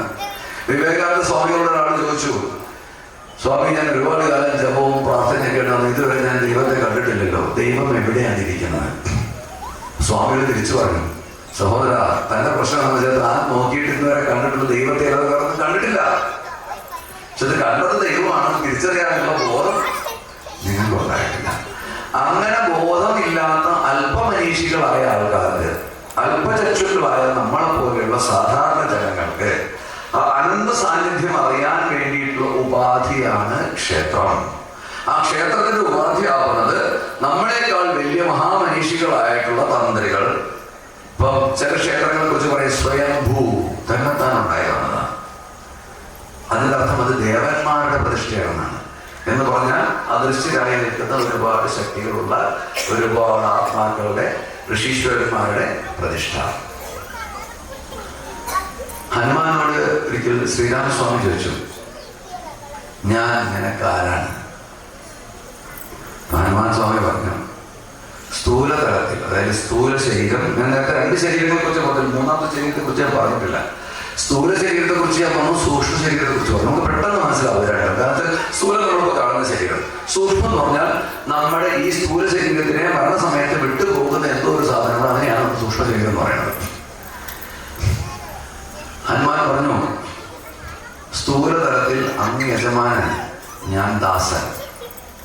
സൂക്ഷ്മതലത്തിൽ അങ്ങ് ഭഗവാൻ, ഞാൻ ഭക്തൻ. കാരണതലത്തിൽ, കാരണതലം എന്ന് പറഞ്ഞാൽ കാരണ ശരീരം എന്ന 3ാമതൊരു ശരീരം എല്ലാവർക്കും ഉണ്ട്. കാരണതലത്തിലാണ് ഞാൻ നേരത്തെ പറഞ്ഞ വാദ്യം, അഹം വികൽപ്പൈ അഹമേവ കേവലം എന്ന് പറഞ്ഞതാണ്. കാരണ ശരീരത്തിൽ ഞാനും നിങ്ങളും ഭഗവാനും ഒന്നുമില്ല. അപ്പം ഹനുമാൻ സ്വാമി പറഞ്ഞു, കാരണതലത്തിൽ അങ്ങുമില്ല, ഞാനുമില്ല. സർവം ബ്രഹ്മമയം, സർവം ബ്രഹ്മമയം. ഈ 1ാം തലത്തിൽ നിന്നും, സ്ഥൂല തലത്തിൽ നിന്ന് നമുക്കിപ്പം നമ്മളെ ആരെങ്കിലും തല്ലിയാൽ അയ്യോ വേദനിക്കുന്നു എന്ന് പറയും, കത്തിയൊക്കെ കുത്തിയാൽ നമുക്ക് മുറിയും. ഈ വേദന അറിയുന്നത് എന്തുകൊണ്ടാണെന്ന് വെച്ചാൽ നമ്മുടെ മനസ്സ് സ്ഥൂല തലത്തിൽ നിൽക്കണം, ഇവിടെ മാറിയിട്ടില്ല, ഇവിടെയാണ്. രമണ മഹർഷിക്ക് പണ്ട് സർജറി നടന്നപ്പോൾ അനസ്തീഷ്യ വേണ്ടിയിരുന്നില്ല. അദ്ദേഹത്തിന്റെ ശരീരം പച്ചരി കീറി മുറിച്ചാണ് ഈ സർജറി നടത്തിയത്. അപ്പൊ ഡോക്ടർമാരെ കണ്ടുതറ ചോദിച്ചു, എങ്ങനെയാണ് ഇത് സഹിക്കുന്നത്? അപ്പൊ അദ്ദേഹം പറഞ്ഞു, ഞാനിത് സഹിക്കുന്നൊന്നുമില്ല, ഞാൻ എൻ്റെ മനസ്സിൽ നിന്ന് ഇത് എൻ്റെ ശരീരമാണെന്നുള്ള ചിന്ത വെടിഞ്ഞ് എൻ്റെ ശരീരം വേറെന്തോ ആണെന്ന് കരുതിയിരുന്നാൽ മാത്രം എൻ്റെ മനസ്സിനെ ഇവിടെ ഞാൻ പിൻവലിച്ചാൽ മതി. പിന്നെ ഞാൻ വേദന അറിയില്ല. അങ്ങനെ കൊണ്ട് ഈ ജന്മത്ത് സാധിക്കുമെന്ന് എനിക്ക് തോന്നുന്നില്ല. പക്ഷെ ശ്രമിക്കുന്നത് തെറ്റില്ല. ആ ശ്രമത്തിന്റെ ഭാഗമായിട്ടാണ് നമ്മൾ നിത്യവും ക്ഷേത്രത്തിൽ വരേണ്ടത്. എന്നിട്ട് ഈ ക്ഷേത്രത്തിലെ പ്രതിഷ്ഠാകർത്താവിന്റെ സൂക്ഷ്മ ശരീരമാണ് ഇവിടെ പ്രിസർവ് ചെയ്യപ്പെട്ടിരിക്കുന്നത്. അത് അനന്തകാലത്തേക്ക് പ്രിസർവ്. അതുകൊണ്ട് നമ്മൾ എന്ത് ചെയ്യും? ഇപ്പൊ ഞാൻ ഇവിടെ ഇറങ്ങി വീട്ടിൽ വന്നു, അവിടെ 2 വയസ്സുള്ള കുഞ്ഞുണ്ട്. ഇപ്പൊ ബഹളം വയ്ക്കുന്ന കുഞ്ഞുങ്ങൾ ഒരുപാട് ഇവിടെയുണ്ട്. അതിലൊരു കുഞ്ഞ് എന്റെ മേത്ത് കയറി ഓടി കളിക്കാൻ വെച്ചു. അപ്പൊ കുഞ്ഞിനെ ഞാൻ ഓമനിക്കുകയാണ്. അപ്പൊ കുഞ്ഞിന്റെ അമ്മയും അച്ഛനും എന്നോട് വളരെ ബഹുമാനത്തോടുകൂടി ആ കുഞ്ഞിനോട് പറയും, സാറിനെ ബുദ്ധിമുട്ടിക്കില്ല മക്കളെ എന്ന് പറയില്ലേ? അപ്പം സാറ് പറയും സാരമില്ല, കുഞ്ഞല്ലേ കളിച്ചോട്ടെ. അപ്പൊ കുഞ്ഞിന്റെ മേത്തേറി കളിക്കും. കുറച്ച് കഴിയുമ്പോൾ കുഞ്ഞ് ഞാനോട് വഴക്കാകുമ്പോൾ കുഞ്ഞെന്നെ ഒന്ന് തുപ്പിയിരിക്കട്ടെ. അപ്പൊ അമ്മയെന്ന് പറയാം, അരുത്. അതുകൊണ്ടാണ് നമ്മൾ ക്ഷേത്രത്തിൽ തുപ്പാത്തത്. ഈ ക്ഷേത്രം എന്ന് പറയുന്ന യഥാർത്ഥത്തില് ശരീരം എന്നുള്ള വാഗർത്ഥം ഞാൻ പറഞ്ഞു. വാഗർത്ഥം അതാണ്. വാച്യാർത്ഥം അങ്ങനെ ആയിരിക്കെ ആരുടെ ശരീരം എന്നുള്ള ചോദ്യത്തിനുള്ള മറുപടി, ഇത് പ്രതിഷ്ഠ നടത്തിയ വ്യക്തിയാലോ അവരുടെ ശരീരം, ആ ശരീരം അവരുടെ യോഗ ശരീരമാണത്. ആ യോഗ ശരീരത്തിൽ കയറി നമ്മൾ കയറി നടന്നുകൊണ്ടിരിക്കുക കുഞ്ഞുങ്ങളെ പോലെ. ആ കുഞ്ഞുങ്ങളെ പോലെ നമ്മൾ നടക്കുമ്പോ നമ്മൾ ആ ശരീരത്തിൽ നമ്മൾ തുപ്പില്ല, കാരണം ഒരു വ്യക്തിയാണ്. ഇനിയൊരു കാര്യം പറയാം. ഇത് ഭദ്രകാളി ക്ഷേത്രമാണ്, കൊടുങ്ങല്ലൂർ ഭദ്രകാളി ക്ഷേത്രം. ഞാനിപ്പോ തൊട്ടിരിക്കുന്ന ഒരു കറുത്ത പോയി നമ്മൾ തോന്നാൻ കൊടുങ്ങല്ലൂരെ ചാന്ത, കൊടുങ്ങല്ലൂർ അമ്മയുടെ ചാന്താണ്. അതും ഭദ്രകാളിയാണ്, ഇതും ഭദ്രകാളിയാണ്. അപ്പൊ ഇന്ന് രണ്ട് ഭദ്രകാളിയുണ്ട്. ചെട്ടികളെ വേറൊരു ഭദ്രകാളിയുണ്ട്. മൂന്നായ. ഇതെന്താണ് ഇതിന്റെ പൊരുള്? ഓരോ സ്ഥലത്തെയും പ്രതിഷ്ഠാകർത്താവിന്റെ സൂക്ഷ്മ ശരീരം എങ്ങനെയാണോ എന്ന് പറഞ്ഞാൽ, ഞാനിപ്പോ എങ്ങനെയാണോ എനിക്കൊരു പ്രതിഷ്ഠ നടത്താൻ പറ്റും, നിങ്ങൾക്ക് ഓരോരുത്തർക്കും പറ്റും. ആ പ്രതിഷ്ഠ നടത്തുന്ന ക്ഷേത്രത്തിന്റെ സ്വഭാവം നിങ്ങളെ പോലെ ആയിരിക്കും, എന്റെ സ്വഭാവം പോലെ ആയിരിക്കും ഞാൻ പ്രതിഷ്ഠ നടത്തുന്ന സ്ഥലം. ഇതാണ് ക്ഷേത്രങ്ങൾ തമ്മിലുള്ള വ്യത്യാസം. ഇനി ഈ ക്ഷേത്രവും ദേവാലയവും തമ്മിലുള്ള സങ്കല്പ വ്യത്യാസം കൂടെ പറഞ്ഞുതരാം. ദേവാലയങ്ങൾ എന്ന് പറഞ്ഞു കഴിഞ്ഞാൽ ഒരു സെമറ്റിക് കൺസെപ്റ്റ് ആണ്. സെമറ്റിക് കൺസെപ്റ്റ് എന്ന് പറഞ്ഞാൽ എന്താണ്? ഇത് ശരിയോ തെറ്റോ നല്ലതോ ചീത്തയോ ഒന്നും അല്ലാട്ടോ ഞാൻ പറയുന്നത്. ഇത് തമ്മിലുള്ള വ്യത്യാസം മാത്രമേ ഞാൻ പറയുന്നുള്ളൂ. നമ്മള് ഒരു ദേവാലയത്തിൽ പോയിട്ട് അവിടെ വിശ്വസിക്കുന്നു, അവിടെ ദൈവമാണ് അവിടെ ഇരിക്കുന്നതെന്ന് വിശ്വസിക്കുന്നു. ദൈവം ഇരിക്കുന്നു, നമ്മൾ സാധാരണ മനുഷ്യർ ചെല്ലുന്നു, ദൈവത്തെ കാണുന്നു, നമ്മുടെ ആവശ്യങ്ങൾ പറയുന്നു, പോരുന്നു, പ്രാർത്ഥിക്കുന്നു, തിരിച്ചു പോരുന്നു. ക്ഷേത്രം എന്ന് പറഞ്ഞാൽ നമ്മൾ ജിമ്മിൽ പോകണമല്ലേ? എന്തിനാ ജിമ്മിൽ പോണേ? ആൾക്കാർ ജിമ്മിൽ പോകണമെന്നാ സ്ഥൂല ശരീരത്തിന്റെ മസിൽസ് ഉറപ്പിക്കാൻ വേണ്ടി ജിമ്മിൽ പോണേ.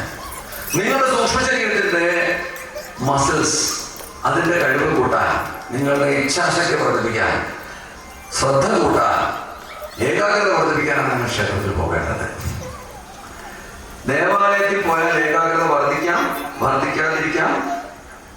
നിങ്ങൾക്ക് ദൈവവുമായിട്ടുള്ള താതാത്മ്യം നേരിട്ടുണ്ടാകാം, ഉണ്ടാകാതിരിക്കാം. ക്ഷേത്രത്തിൽ നിങ്ങൾക്ക് വിശ്വാസം ഉണ്ടെങ്കിലും ഇല്ലെങ്കിലും, വിശ്വാസം ഉണ്ടെങ്കിൽ കുറെ കൂടി എളുപ്പമായിരിക്കും. ഇല്ലെങ്കിലും നിങ്ങൾ നിത്യ ക്ഷേത്ര ദർശനം നടത്തി, അവിടുത്തെ ആചാരപ്രകാരമുള്ള പ്രദക്ഷിണങ്ങൾ നടത്തി, അവിടെ കൊടുക്കാനുള്ള പൂജകൾ ചെയ്താൽ നിങ്ങൾക്ക് ഈ ഗുണം കൈവരും എന്നുള്ളതാണ് ക്ഷേത്രത്തിലെ പ്രത്യേകത. അതുകൊണ്ട് എന്താ യന്ത്രമാണ് ക്ഷേത്രം എന്ന് വേണമെങ്കിൽ പറയാം. എന്താ യന്ത്രങ്ങളുടെ പ്രത്യേകത? ഈ ഫാൻ കൊണ്ടുവന്നിപ്പോ കുത്തി, കറണ്ട് ഉണ്ടെങ്കിൽ ഫാൻ പ്രവർത്തിക്കും. ഫാൻ പ്രവർത്തിക്കും എന്നുള്ള വിശ്വാസം നിങ്ങൾക്ക് ഉണ്ടെങ്കിലും ഇല്ലെങ്കിലും ഫാൻ കറങ്ങും. ദേവാലയത്തിന്റെ വ്യത്യാസം എന്താണെന്ന് വെച്ച് കഴിഞ്ഞാൽ, ഫാൻ കറങ്ങുന്നത് വിശ്വാസം ഉണ്ടെങ്കിലും ഫാൻ കറങ്ങും, വിശ്വാസമില്ലെങ്കിൽ ആ ഫാൻ കറങ്ങില്ല. ക്ഷേത്രത്തിന്റെ സങ്കല്പത്തിന്റെ പ്രത്യേകത അതാണ്. നമ്മുടെ ശാസ്ത്രങ്ങളിൽ രണ്ടായിട്ട് പറഞ്ഞിട്ടുണ്ട്. താന്ത്രിക വിധി പ്രകാരമാണ് ക്ഷേത്ര പ്രതിഷ്ഠ. താന്ത്രിക വിധി പ്രകാരം, താന്ത്രികം, തന്ത്രം എന്ന് പറഞ്ഞ വാക്കിന്റെ അർത്ഥം എന്താണെന്നറിയോ? തനു ആയി തന്ത്ര. തനു എന്ന് പറഞ്ഞാൽ എന്റെ ശരീരത്തിനെ മോചിപ്പിക്കുന്നത് എന്തോ അതിന് തന്ത്രം. ഏത് ശരീരം? സൂക്ഷ്മ ശരീരം. നമുക്കൊരു സൂക്ഷ്മ ശരീരം ഉണ്ടെന്ന് പോലും നമുക്ക് അറിഞ്ഞില്ല. മരിക്കുമ്പോൾ നമുക്ക് മനസ്സിലാവും എന്തോ ഒന്ന് പോയി. എന്താ പോയത് നമുക്ക് കൃത്യമായിട്ട് അറിയില്ല, എന്തോ ഒന്ന് പോയി. അപ്പൊ ക്ഷേത്രത്തെ കുറിച്ചുള്ള സങ്കല്പം എന്താണെന്നുള്ളത് ഏകദേശം മനസ്സിലായിട്ടാണെന്ന് ഞാൻ കരുതുന്നു. ഏകദേശം ക്ഷേത്രത്തെ കുറിച്ച് വളരെ വളരെ എന്താ പറയാ, ഹ്രസ്വമായിട്ട് നിങ്ങളോട് പറഞ്ഞത് സിമ്പിൾ ആണോ ക്ഷേത്രം? അല്ല, വളരെ ഗഹനമാണ്. ഓരോ ആചാരങ്ങളും നിങ്ങൾ ഇവിടുത്തെ ആചാര്യന്മാരോട് ചോദിച്ചാൽ അവർ പറയും ഇവിടെ ഇന്നതാണ് വഴിപാട്, ഇന്നത് ചെയ്യണം. ഇതെന്താണ്? ആദ്യത്തെ പ്രതിഷ്ഠാകർത്താവും തന്ത്രിയും കൂടെ തന്ത്രിക്ക് ദേവതയുടെ പിതൃസ്ഥാനം മാത്രമേ. തന്ത്രിയാണ് ഈ ദേവതാ സങ്കല്പത്തിന്റെ പിതൃസ്ഥാനം. ദേവത എന്നോട് പറയുന്നത് എന്താണ്? ക്ഷേത്രജ്ഞൻ. അതായത് എന്റെ ശരീരത്തിൽ നിന്ന് വിട്ടുപോകുന്ന സൂക്ഷ്മ ശരീരത്തിന്റെ സ്ഥാനത്താണ് ദേവതയുടെ നമ്മൾ ഉദ്ദേശിക്കുന്നത്. ദേവാലയത്തിൽ അങ്ങനെയല്ല. ദേവാലയത്തിൽ എല്ലാം ദൈവമാണ്. ദേവാലയത്തിനുള്ളിലിരിക്കുന്ന ദൈവം, പുറത്ത് ദൈവം. അത് ഒരു ദേവാലയം, ഏതൊരു ദേവാലയത്തിൽ പോയാലും ദൈവം അകത്തുണ്ടെന്നുള്ള സങ്കല്പമാണ്. ഇവിടെ അങ്ങനെയല്ല. ഭദ്രകാളി സർവ്വവ്യാപിയാണെന്ന് നമ്മൾ പറഞ്ഞുകൊണ്ടും ഭദ്രകാളി സങ്കല്പത്തില് കർത്താവിന്റെ സൂക്ഷ്മ ശരീരത്തെ നമ്മൾ പോയി കണ്ട് വണങ്ങി ആരാധിച്ച് അതുപോലെ ആവാൻ ശ്രമിക്കുകയാണ്. ഇതാണ് ക്ഷേത്രത്തെ കുറിച്ചുള്ള ഒന്നാമത്തെ സങ്കല്പം. ഇത് മനസ്സിലാവാതെ, ഇത്രയും പറഞ്ഞത് മനസ്സിലാവാതെ ഉണ്ടെങ്കിൽ എന്നോട് ചോദിക്കാം, എന്തുകൊണ്ട് ഇങ്ങനെ, എന്തുകൊണ്ട് അങ്ങനെ എന്ന് ചോദിക്കാം. ഇല്ലെങ്കിൽ ഇതിന്റെ അടുത്ത ഘട്ടത്തിലേക്ക് ഞാൻ പറഞ്ഞോട്ടെ. ഞാൻ പറഞ്ഞത് മനസ്സിലായോ? മനസ്സിലായോ? സമാധാനം. ഇനി നമ്മുടെ സങ്കല്പങ്ങളിലുള്ള ദേവതാ രൂപങ്ങളുണ്ട്, ഒരുപാടാണ്. മനുഷ്യന്റെ മനസ്സിൽ ഒരുപാട് വൈകല്യങ്ങൾ. നമ്മുടെ ഈ പക്ഷി ദുർഗ എന്ന് പറഞ്ഞിട്ടുള്ള ദേവതയെ കുറിച്ച് നിങ്ങൾ കേട്ടിട്ടുണ്ടോ? പക്ഷിയുടെ രൂപത്തിലുള്ള ദുർഗ. നരസിംഹം കേട്ടിട്ടുണ്ടല്ലോ?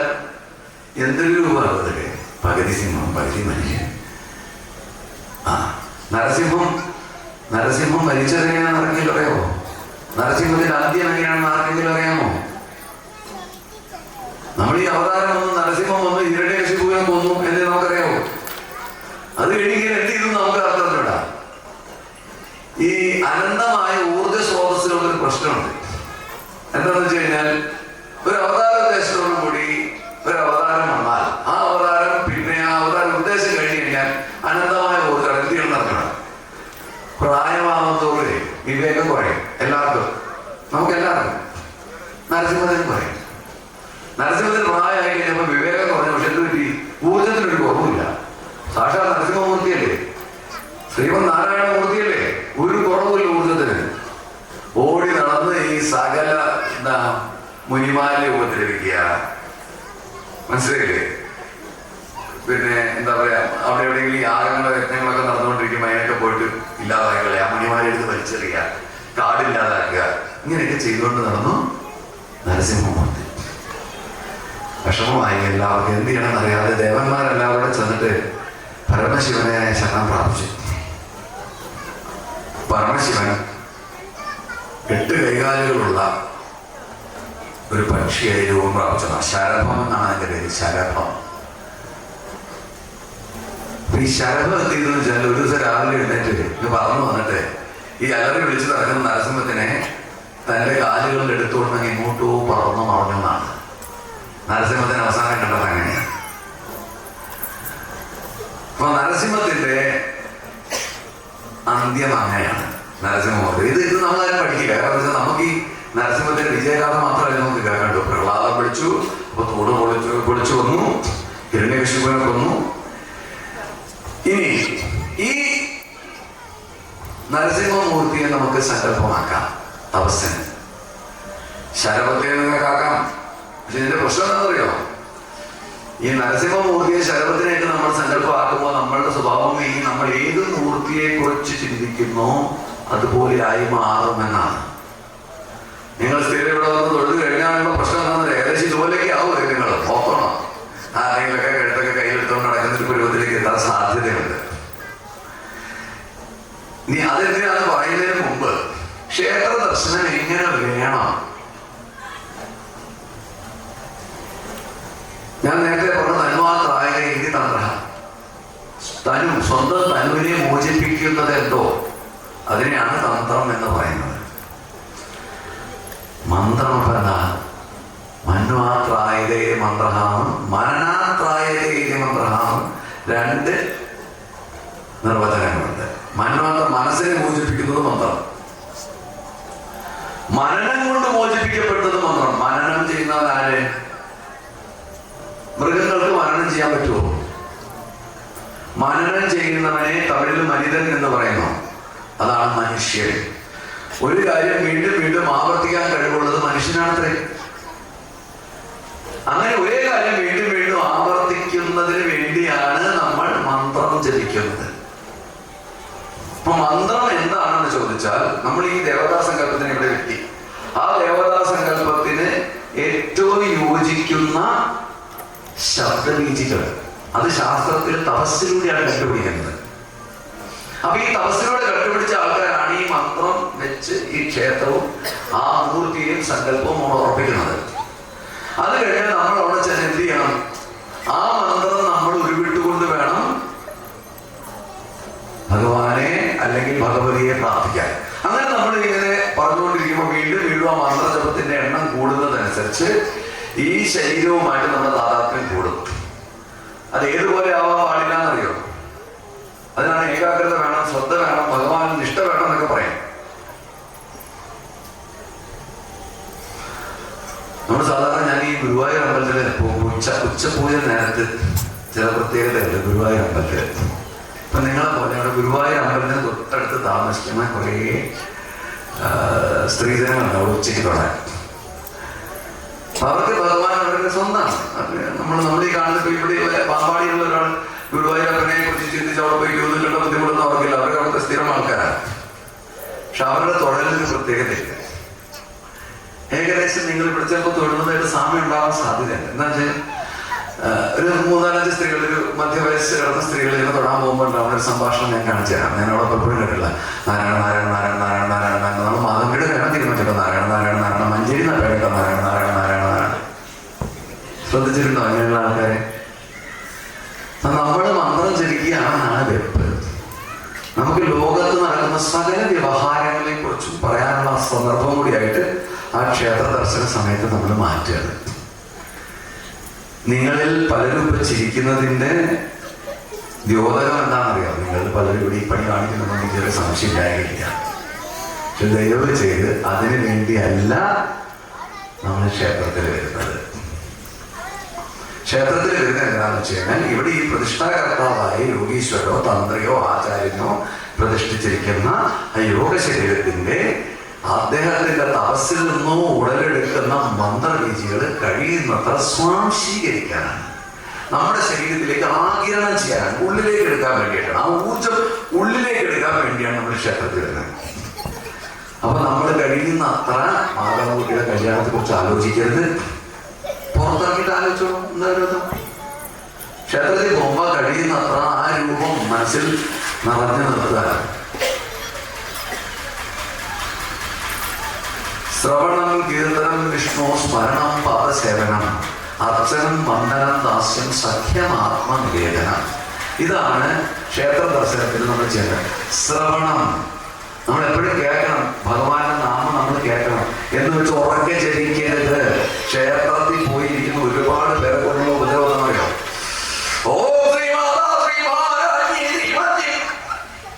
നിങ്ങൾക്ക് മാത്രം കേൾക്കാനാണ് നിങ്ങൾ ജപിക്കേണ്ടത്.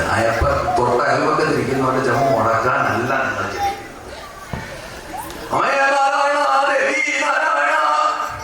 അതൊക്കെ മതി. അമ്മയ്ക്ക് നല്ലോണം ചെവി കേൾക്കും. നിങ്ങൾ മനസ്സിൽ പറയണം. മാനസ ജപമാണ് ഏറ്റവും ഉത്തമ ജപം. ചുണ്ടുപോലും അനക്കരുതെന്നാണ്. നമ്മളിങ്ങനെ ഇരുന്ന് സഹസ്രനാമം ജപിക്കുകയാണെന്നിരിക്കട്ടെ, നമ്മൾ ഇരുന്നാൽ ആ നേരത്തെ സഹസ്രനാമം ജപിച്ച് തീരും. 5 മിനിറ്റ് വേണ്ട ചിലപ്പോ സഹസ്രനാമം ജപിച്ച് തീർക്കാൻ. ഒരിക്കലും നാമജപം ക്ഷേത്രത്തിൽ വരുമ്പോ അടുത്തുള്ളവരുടെ ചെവി പൊട്ടിക്കുന്ന രീതിയിലാകാൻ പാടില്ല. ക്ഷേത്രത്തിലെ പാട്ട് വെക്കുന്നത് പോലും നിന്ദ്യമാണെന്ന് അറിയാമോ? എല്ലാം ചെയ്യുന്നവിടെ ചെയ്തേ പറ്റൂ. കാരണം എന്താ, നമ്മുടെ ക്ഷേത്രത്തിന്റെ മഹാത്മ്യം വെളിയിൽ അറിയണമെങ്കിൽ എന്തുകൊണ്ടാണ് ക്ഷേത്രത്തിൽ പാട്ട് വെക്കുന്നത് നിന്ദ്യെന്ന് ഞാൻ പറയാൻ കാര്യം, പണ്ട് കാലത്തൊക്കെ ഈ കാസറ്റ് ഉള്ള കാലത്ത് കാസറ്റ് ഒരു 6 പാട്ട് കഴിയുമ്പോൾ തിരിഞ്ഞ് തിരിച്ചിട്ടാണെങ്കിലും ഈ ഇടുന്നവനെന്ന് എണീക്കും. ഇപ്പൊ നമ്മുടെ MP3 മറ്റേ സാധനം യൂട്യൂബൊക്കെ വന്നപ്പോ ഈ ഇദ്ദേഹം കിടന്നവന്മാരെയാണ് ഈ വെക്കുന്നതായി. ചുറ്റോടത്തുള്ള ഒരു മനുഷ്യന് കിടന്നുറക്കാൻ പറ്റില്ല. നമ്മൾ ജനിക്കുക വേണ്ടത്. ആ ജനിക്കാൻ വേണ്ടി നമുക്ക് ഒരു ആധ്യാത്മിക ഉണർവോ ഭക്തിയോ വരുന്ന രീതിയിലുള്ളൊരു പാട്ട് കേൾക്കുന്നതിൽ തെറ്റില്ല. ക്ഷേത്രത്തിനകത്ത് വരുമ്പോൾ പിന്നെ തപസ്സാണ് വേണ്ടത്. പിന്നെ പോയിക്കൊണ്ട് പാട്ട് കേട്ടോ, ഒരു കുഴപ്പമില്ല.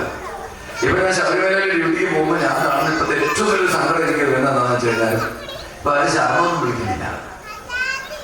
എല്ലാവരും മറ്റേ യൂട്യൂബ് യൂട്യൂബിലകത്ത് ഇങ്ങനെ മറ്റേ മൊബൈൽ ഭംഗിയായിട്ട് യേശുദാസ് പാടും. ഈ നടക്കുന്നുണ്ടല്ലോ വലിച്ച് കയറുക. ഈ വലിക്കുന്ന നേരത്ത് സ്വാമിയെ ശരണമയ്യപ്പ എന്ന് പറഞ്ഞാൽ കയറുന്നത് അറിയില്ല. ഞങ്ങളൊക്കെ പണ്ട് കയറിയിട്ടുള്ള അങ്ങനെയാണ്. അദ്ദേഹത്തിന് അറിയാം, അദ്ദേഹം ദേവസ്വം പ്രസിഡന്റ് ആയിരുന്നു. സ്വാമിയെ അയ്യപ്പോ. അപ്പൊ ഈ ശരണം വിളിക്ക് പ്രസക്തി കുറഞ്ഞു. മാധവൻകുട്ടിയുടെ കല്യാണം നമുക്ക് പുറമെ നടത്തണം.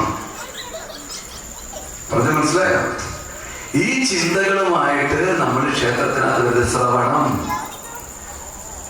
നമ്മൾ കേൾക്കണം. ശ്രവണം, കീർത്തനം, വിഷ്ണു സ്മരണം, എപ്പോഴും സ്മരിക്കണം. പാദസേവനം, ദേവന്റെ മാത്രമല്ല, ദേവനെ അന്വേഷിച്ച് വരുന്നവരുടെ പാദസേവനം, ഭക്തന്മാരുടെ പാദസേവനം, ഭക്തന്മാരെ സേവിക്കണം. അർച്ചനം, എന്തെങ്കിലും നമ്മുടെ കയ്യിലുള്ളതൊക്കെ കൊടുക്കണം ഭഗവാൻ. നമ്മുടെ വീട്ടിലൊരാൾ വന്നാൽ നമുക്ക് അയാൾ എന്താ ചെയ്യാൻ, നമ്മുടെ വീട്ടിൽ എന്തെങ്കിലും നല്ലത് കൊടുക്കണം തോന്നില്ലേ? ആ തോന്നലെല്ലാം നിങ്ങൾക്ക് ഭഗവാനെടുത്ത് തോന്നണം. അർച്ചനം, വന്ദനം, ദാസ്യം, വന്ദിക്കണം. ദാസ്യപ്രവൃത്തി, അവർ അടിച്ചു വരണം, വൃത്തിയാക്കണം. സത്യം ഇതെങ്ങനെ ചെയ്തുകൊണ്ട് അവസാനം ഉണ്ടാവുന്നതാണ് സത്യമാത്മനിവേദനം. ഞാനും ഭഗവാനും തമ്മിൽ ഭേദബുദ്ധി ഇല്ലാത്ത രീതിയിൽ എന്റെ ആത്മാവും ഭഗവാനും തുല്യമായി. സത്യമാത്മനിവേദനം. അതിനെന്ത് വേണം? അഹങ്കാരം ഇല്ലാതിരിക്കണം. എന്താണ് അഹങ്കാരം? നമ്മൾ ആരോടെങ്കിലും ചോദിച്ചത് പറയുന്നത്, എനിക്കൊരു അഹങ്കാരമില്ല, ഞാനൊരു പാവം. എന്നോട് ഒരാൾ വന്ന് എന്നോട് പറഞ്ഞു, മുമ്പ് കേൾക്കാം, ഇത് സഹിക്കാതെ ഞാൻ തിരിച്ചൊരു വർത്താനം പറഞ്ഞു. എന്നോട് ഇടയ്ക്കിടയ്ക്ക് വന്ന് എന്നെ പോകണം, എന്തെങ്കിലും കാര്യസാധ്യത്തിന് വരുന്നതായിരിക്കും. കാര്യം സാധിക്കണം എന്ന് പറഞ്ഞാൽ കാര്യം നടത്തിയിട്ട് പോയാൽ പോരെ. അങ്ങ് വലിയ കാര്യം, ഞാൻ അങ്ങയുടെ മുമ്പിൽ ഒരു പുഴു. ഓ ശരി, പുഴുവിനെ ഇടയ്ക്കിടയ്ക്ക് വേണ്ടതൊക്കെ കൊടുത്ത് ഞാൻ പറഞ്ഞു വിട്ടു. ഈ പുഴു പറിച്ചത് നിർത്തണ്ടേ എന്ന് കണ്ടാലും പറയും, ഞാൻ അങ്ങയുടെ മുമ്പിൽ ഒരു പുഴു. ഒരു ദിവസം ഞാൻ പറഞ്ഞു, മിസ്റ്റർ പുഴു, ഒന്ന് എഴുതി കാണിച്ചാട്ടെ. വേണ്ടേ? തെറ്റുണ്ടോ? ഒന്ന് പൊളഞ്ഞ് കാണിച്ചാട്ടെ. എങ്ങനെ പറഞ്ഞാൽ പുഴുവിനെടുത്ത് വെള്ളത്തിലാക്കാൻ ഒന്ന് കാണിച്ചാട്ടെ. അപ്പോൾ അത് കേട്ടപ്പോ ഒന്ന് നോന്നു. അയ്യോ, അങ്ങനെന്താ ഇങ്ങനെയൊക്കെ പറയുന്നത്? അല്ല, താങ്കൾ പുഴുവാണെന്നല്ലേ താങ്കൾ പറഞ്ഞത്? ഒന്ന് പൊളച്ച് കാണിച്ചാട്ടെ. അപ്പം പുഴുവിന്റെ എല്ലാ സ്വഭാവം. അപ്പൊ എന്തിനാ പുഴുവാന്ന് പറയുന്നത്? ഞാൻ പറയണം, അയ്യോ അങ്ങ് പുഴുവൊന്നുമല്ല, അങ്ങ് വലിയ പരമീനാണെന്ന് ഞാൻ പറയണം. എന്നെ കൂടെ പറയിപ്പിക്കാൻ വേണ്ടിയാണ് ഈ പുഴു എന്ന് പറഞ്ഞുകൊണ്ടിരിക്കുന്നത്. വേറെ ഒരിക്കലും പറഞ്ഞു, അങ്ങയുടെ മുന്നിൽ പട്ടിയുടെ വില പോലും ഇരിക്കില്ല, ഞാൻ അങ്ങയുടെ പട്ടിയാണ്. കുറച്ചാട്ടെ, തീർന്നു, സൂക്കർ. നമ്മൾ ആരുമല്ല എന്ന് പറയുന്നത് പോലും നമ്മുടെ അഹങ്കാരമാണ്. ഇനി ഈ പടത്തിലേക്ക് നിങ്ങൾ നോക്കരുത്. എന്താ ഭദ്രകാളി ചെയ്തേക്കുന്നതെന്ന് അറിയാം? കഴുത്ത് കണ്ടിച്ച് പിടിച്ചിരിക്കുക ഒരാളുടെ. എന്തൊന്നും കഴുത്തൊക്കെ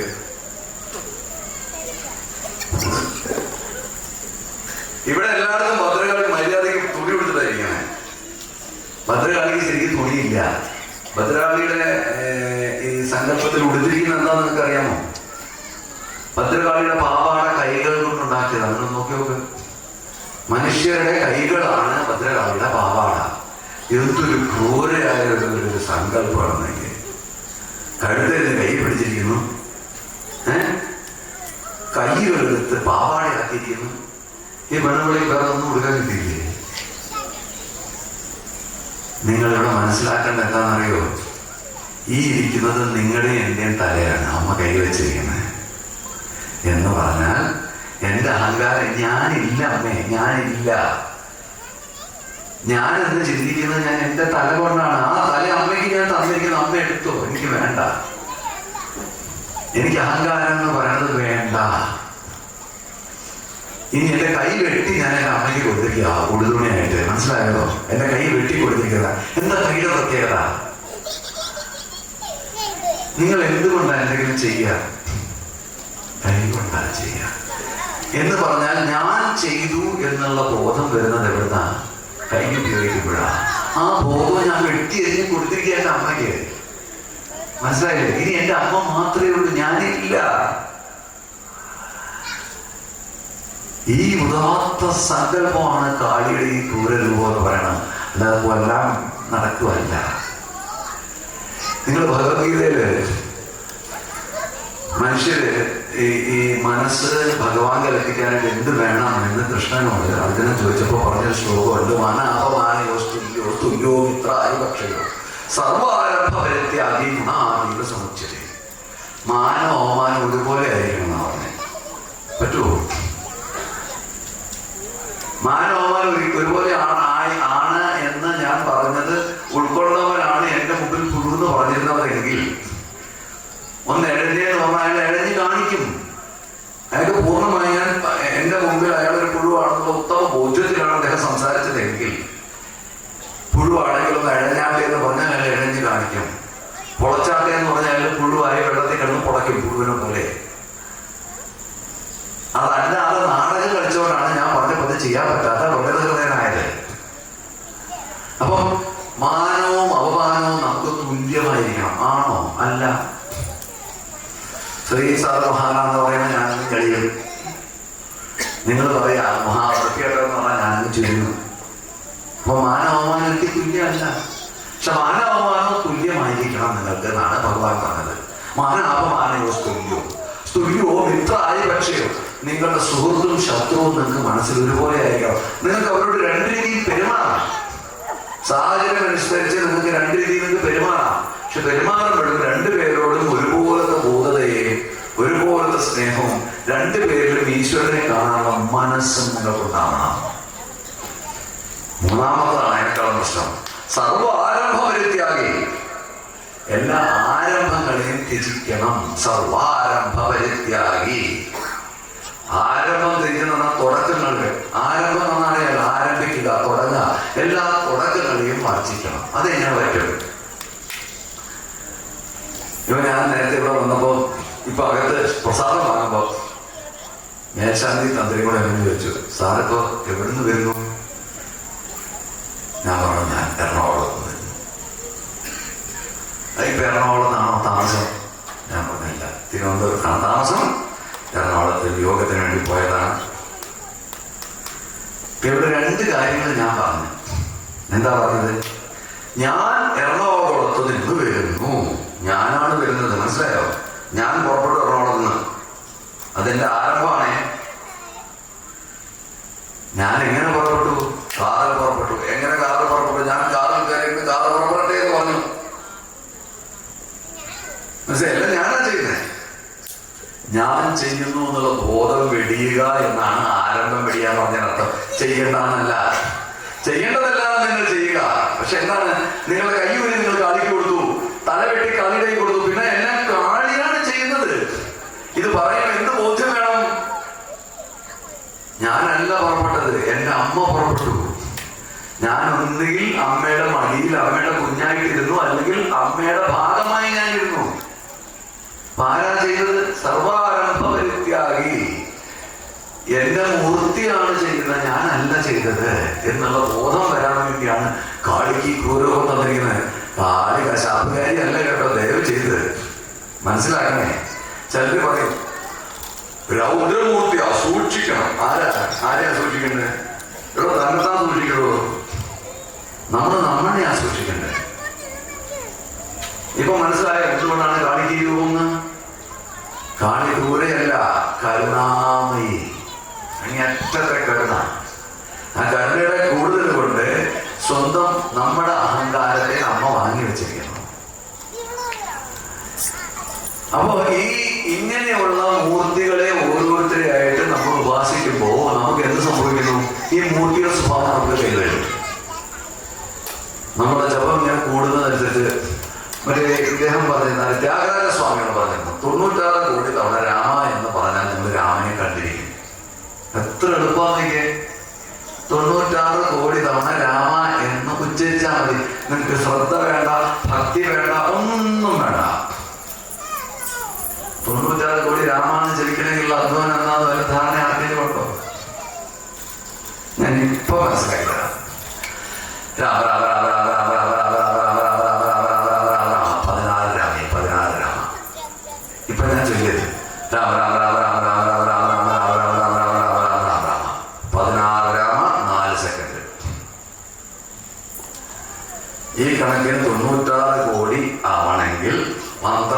കൊല്ലം ദിവസം 14 മണിക്കൂർ വെച്ച് രാമനാമം ജപിച്ചുകൊണ്ടിരിക്കണം. നിങ്ങൾ രാമനെ കണ്ടിരിക്കും. എന്റെ പ്രിയപ്പെട്ട സുഹൃത്തുക്കളെ, 12 കൊല്ലത്തെ പണിയുണ്ട് നിങ്ങൾക്ക് രാമനെ കാണാൻ. നിങ്ങൾ എന്തോ ചെയ്യുക ഇവിടെ? ഏതാണ്ടൊക്കെ ചെയ്ത് കൂട്ടുവന്ന് ഭയങ്കര തിരക്കുള്ള പണിയാണ്. നിങ്ങളെല്ലാവരും ഈ ക്ഷേത്രത്തിൽ വരുന്നു, ഭഗവതിയെ കാണുന്നു. ഇന്ന് നിങ്ങൾ വീട്ടിൽ ചെന്നിരിക്കുമ്പോൾ രാത്രി നിങ്ങൾ എല്ലാവരും ഒക്കെ കേട്ട് വീട്ടിൽ പോയി കിടക്കുക. ഇതിന്റെ ആദ്യാത്മിക പരിജ്ഞാനമൊക്കെ നേരിട്ട് പോവാണ്. ഇന്ന് രാത്രി അമ്മ കാളി ചെറുപള്ളിക്കാരുടെ അമ്മ വന്ന് പറഞ്ഞു, മക്കളെങ്കിൽ പോരെ, മതി ഈ പോരെന്ന് പറഞ്ഞ എത്ര പേര് പോകാൻ തയ്യാറാണ്? ചോദിച്ചതിന്റെ അർത്ഥം മനസ്സിലായി. ഇന്ന് രാത്രി ഭദ്രകാളി വന്ന് നിങ്ങളോട് പറയാം, മക്കളെ ഈ ജീവിതമൊക്കെ മതി, നീ എൻ്റെ അടുത്ത് പോരെ എന്ന് പറഞ്ഞാൽ എത്ര പേര് പോവാൻ തയ്യാറ്? മരണമല്ല, ഇത് മരണമല്ല. ഭദ്രകാളി കൊല്ലാൻ കൊണ്ടുപോവല്ല. ഭദ്രകാളി പറയാണ്, ഈ സൗകര്യമൊന്നും എനിക്കിനി വേണ്ട, ഇതെല്ലാം കളഞ്ഞേക്ക്, ഞാൻ നിനക്ക് തന്നല്ലേ, ഇനി ഞാൻ മാത്രം മതി നിനക്ക്. നീ ഒരു കാര്യം ചെയ്യും, നീ ചെറുവല്ലിക്കാവില്ല എന്റെ കൂടെ, എന്റെ എന്താ പറയാ, എന്റെ ശ്രീലകത്ത് ഞാൻ ഇരിക്കുന്നതിന്റെ കൂടെ വന്നിരുന്നോ? എത്ര പേര് തയ്യാറുണ്ട്?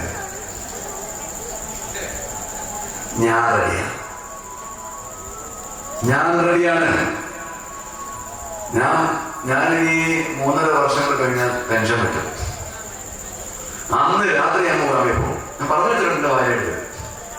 ഒക്കെ പറഞ്ഞ വേണമെന്നാണ്, എനിക്ക് നിർബന്ധമൊന്നുമില്ല, ഞാൻ പോയി. അപ്പൊ അദ്ദേഹം എന്നോട് ചോദിച്ചിട്ടുണ്ട്, അവിടെ വന്നാൽ എനിക്ക് കിടക്കാൻ മുറി ഉണ്ടാവോ? ഉണ്ടെങ്കിൽ ഉണ്ടെങ്കിലില്ല. തന്നതമ്മയാണെങ്കിൽ എടുക്കാനുണ്ടെങ്കിൽ അവകാശമില്ലേ? ഈ ജീവിത സൗകര്യങ്ങൾ നിങ്ങൾ ഓരോരുത്തരും അനുഭവിക്കുകയും ഓരോ നേരത്തെ ഭക്ഷണം കഴിഞ്ഞ് അമ്മ തരുന്നതെന്ന് തിരിച്ചറിവുണ്ടല്ലോ.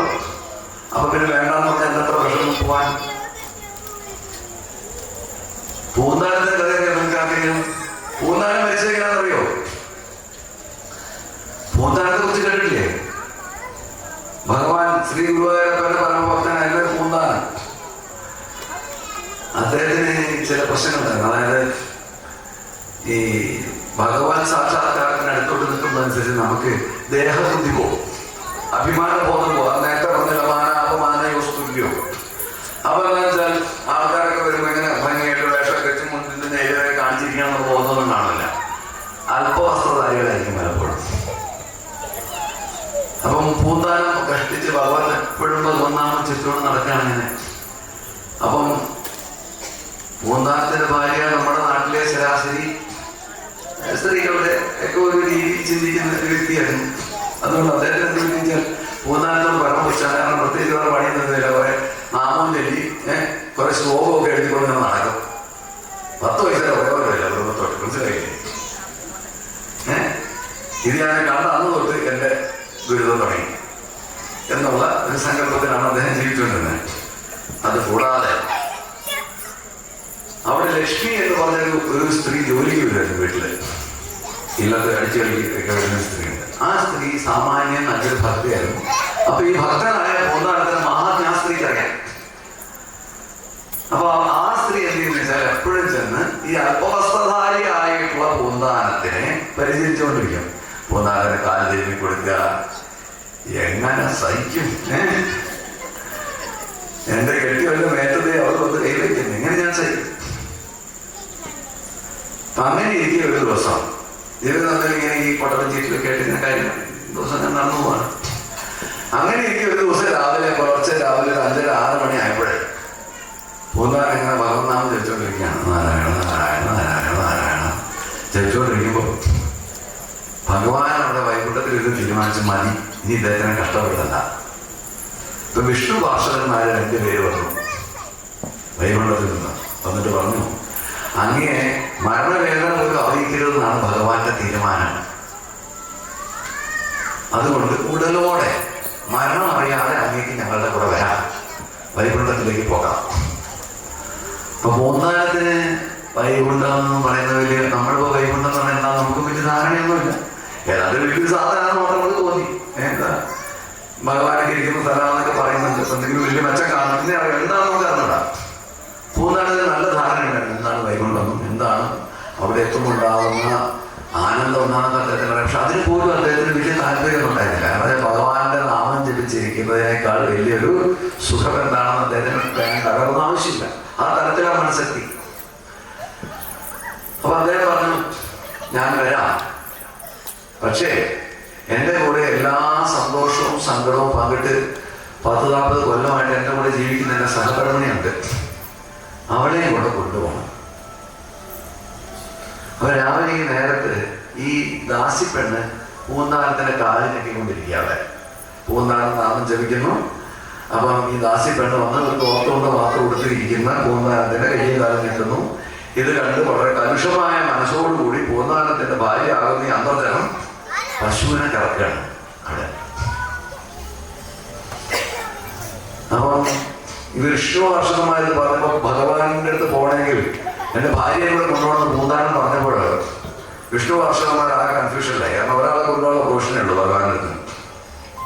പൂന്താനത്തെ കൊണ്ടുപോകാനേ ഭഗവാൻ പറഞ്ഞിട്ടുള്ളൂ. അപ്പൊ അവർ പൂന്താനത്തോട് പറഞ്ഞു, അയ്യോ അങ്ങനെ പറയരുത്, അവിടുന്ന് അങ്ങേ മാത്രം കൊണ്ടുപോകാനാണ് പറഞ്ഞേക്കുന്നത്. അപ്പൊ പൂന്താനം പറഞ്ഞു, അങ്ങനെയാണെങ്കിൽ നിങ്ങൾ പോക്കോ, എനിക്ക് പോകുന്നതിൽ വലിയ തിരക്കൊന്നുമില്ല, ഞാൻ ഭഗവാനോട് പറഞ്ഞതാണ്. അപ്പൊ വിഷ്ണു വർഷമായി തമ്മിൽ ആലോചിച്ച് പറഞ്ഞു, ഭഗവാൻ ഭക്തദാസനാണ്, ഭക്തന്മാർ ഇച്ഛിക്കപ്പോഴത്തേക്ക് ഭഗവാൻ ഇച്ഛയില്ല. അതുകൊണ്ട് ഭഗവാനോട് ചോദിക്കാതെ ഒരു തീരുമാനം നടത്താറുള്ളൂ. എന്താ തീരുമാനം? അങ്ങ് വിളിച്ചോളൂ, അങ്ങനെ സഹകരണീയം കൂടെ ഞങ്ങൾ കൊണ്ടുപോകാം. പൂന്താനം നമ്മുടെയൊക്കെ ശരാശരി മനസ്സുള്ള അസൂയാലും കാലുഷ്യം മനസ്സിൽ കൊണ്ട് നടക്കുന്ന എൻ്റെ സ്വന്തം ഭർത്താവിനെ പരിചരിക്കാൻ നാണമില്ലാത്തൊരു സ്ത്രീ കയറി വന്നിരിക്കുന്നു എന്ന് ചിന്തിക്കുന്ന ശരാശരി അന്തർജനമായ സ്ത്രീ എന്ന് ചോദിക്കുന്നു, വൈകുണ്ഠത്തിൽ നമ്മളെ കൊണ്ടുപോകാൻ ആള് വന്നിട്ടുണ്ട്, നീ എൻ്റെ കൂടെ വൈകുണ്ഠത്തിൽ വരുന്നോ? എന്തായിരിക്കും അവരുടെ മറുപടി? നിങ്ങൾക്ക് രാവിലെ വൈകുണ്ഠം എന്ന് പറഞ്ഞിരുന്നാൽ മതി, അരിയെടുപ്പത്തിട്ടുണ്ട്, ഉച്ചയ്ക്ക് വന്ന് ഇരിക്കുമല്ലോ, പശുവിനെ ആര് കറക്കും?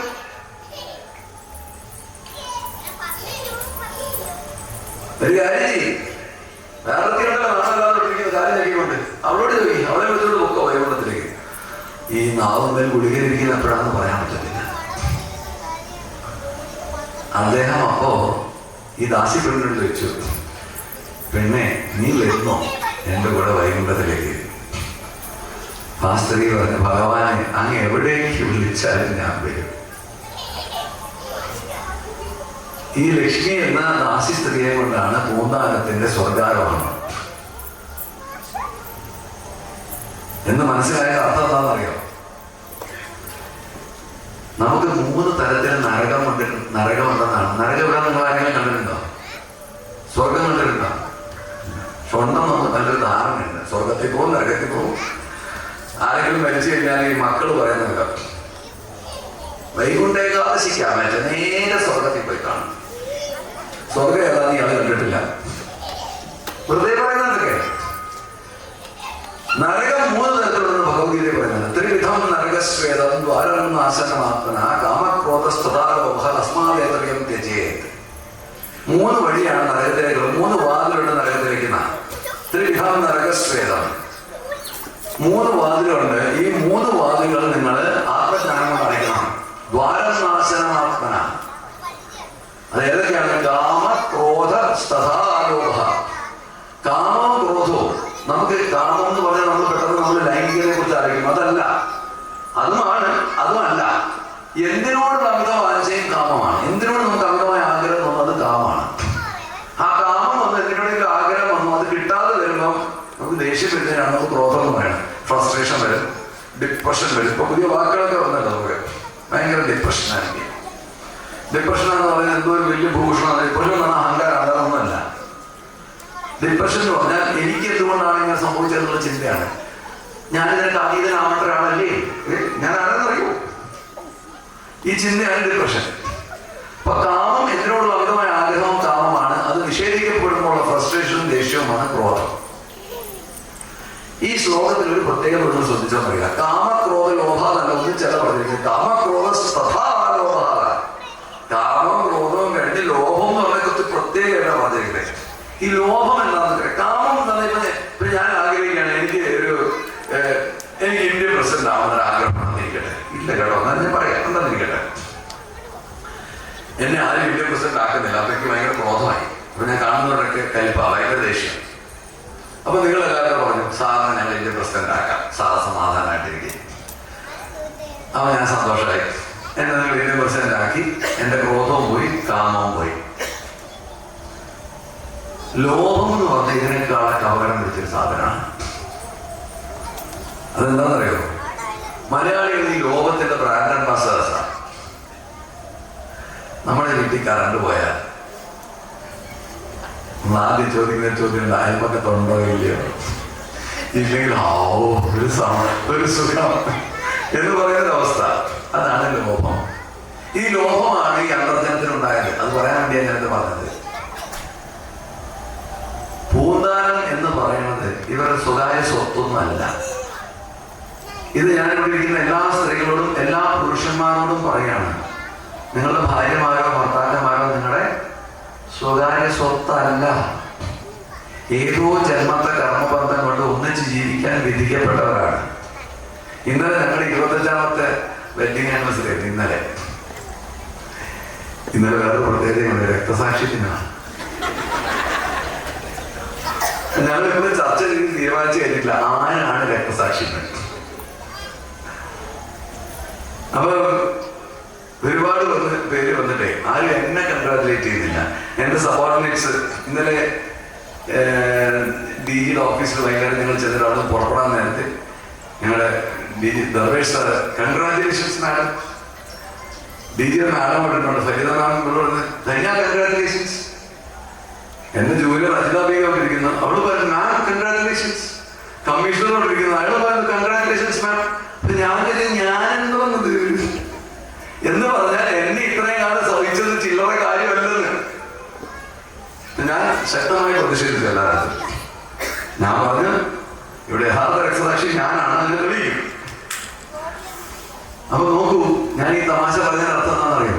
നമ്മൾ പരസ്പരം നമ്മളുടെ രണ്ടുപേരുടെയും കർമ്മഭാണ്ഡങ്ങൾ പങ്കിടാനായിട്ട് ഈശ്വര ദൈവം കൊണ്ട് ഒന്നിച്ച് വന്ന രണ്ട് ആൾക്കാരെന്നല്ലാതെ നമുക്ക് ആർക്കും ആരുടെയും മേലുള്ള ഉടമസ്ഥതാവകാശവും ഇല്ല. പൂന്താനത്തിന്റെ ഭാര്യ കാണിച്ച് പോക്കുന്നതാണ്, സഹിക്കുന്നില്ല. എന്നാൽ പൂന്താനം എന്റെയാണ്, എന്റെ ഭർത്താവാണ്, എന്റെ സ്വന്തമാണ്. അദ്ദേഹം ഭഗവാനെ വിളിച്ചിരുന്ന് സന്തോഷിക്കട്ടെ. അദ്ദേഹത്തിന് സാമീപ്യമുണ്ട്. ആ സ്ത്രീക്ക് എന്തെങ്കിലും സന്തോഷമുണ്ടോ ഉണ്ടായിക്കോട്ടെ എന്ന് വിചാരിച്ചാലും പോരെ. അതെങ്ങനെ സമ്മതിക്കും? അവിടെ വേറെ എന്തെങ്കിലും സംഭവിച്ചാലോ? ഇതാണ് നമ്മുടെ പ്രശ്നം. നിങ്ങൾക്കൊന്നും സംഭവിക്കാതിരിക്കാൻ നോക്ക്. മറ്റുള്ളവരെ സ്വധർമ്മം പരധർമ്മം എന്ന് പറഞ്ഞാൽ രണ്ടുണ്ട്. നമ്മൾ ധർമ്മം ഇഷ്ടിച്ചാൽ മതി. മറ്റുള്ളവർ എന്ത് ചിന്തിക്കണം, എങ്ങനെ പ്രവർത്തിക്കണം നമ്മൾ തീരണം. നമ്മളിവിടെ ഏറ്റവും കൂടുതൽ ചെയ്യുന്ന പണി എന്നാണ് മറ്റുള്ളവർ എന്താ ചെയ്യേണ്ടത്, അവൻ ചെയ്തത് ശരിയാണോ അല്ലയോ എന്ന് പറഞ്ഞിട്ട് ഇതാണ് ലോഭം എന്ന് പറയുന്നത്. അതുകൊണ്ടാണ് ഈ ശ്ലോകത്തിൽ കാമം ക്രോധം കഴിഞ്ഞ് തഥാ ലോഭ എന്ന് പറയാൻ കാര്യം. കാമം ക്രോധത്തിനേക്കാൾ വലിയൊരു സാധനമാണ് ലോഭം. അതുകൊണ്ട് ഇത് മൂന്നും ത്യജിക്കണം. തസ്മാദേത്രിയം ത്യജേ, ഈ മൂന്നും ത്യജിക്കണം. അപ്പൊ നരകവും സ്വർഗവും സൃഷ്ടിക്കപ്പെടുന്നത് നമ്മുടെ ജീവിതത്തിൽ നമ്മുടെ ചിന്തകൾ കൊണ്ടാണ്. ഇനി എന്റെ സമയമായിക്കൊണ്ടിരിക്കുന്നു. നിങ്ങൾക്ക് ഞാനിപ്പോ ഭദ്രകാളിയെ കുറിച്ച് പറഞ്ഞു തന്നു, ക്ഷേത്രം എന്താണെന്ന് പറഞ്ഞു തന്നു, ബ്രഹ്മസ്വഭാവം എന്താണെന്ന് ഏകദേശം പറഞ്ഞു തന്നു, സൂക്ഷ്മശരീരം എന്താണെന്ന് പറഞ്ഞു തന്നു, കാരണശരീരം എന്താണെന്ന് സൂചിപ്പിച്ചു. ഇതിലേക്കുള്ള തടസ്സങ്ങൾ എന്തൊക്കെയാണെന്ന് പറഞ്ഞു തന്നു. ഇനി ഒരു കാര്യം കൂടെ ചോദിച്ചുകൊള്ളട്ടെ, നിങ്ങളെല്ലാവരും ശുദ്ധിയായിട്ടാണോ ക്ഷേത്രത്തിൽ വരാൻ? ആണോ? ആണോ അല്ലേ? അതെ. അതെന്താ കാര്യം? എന്തിനാണ് വരുന്നത്?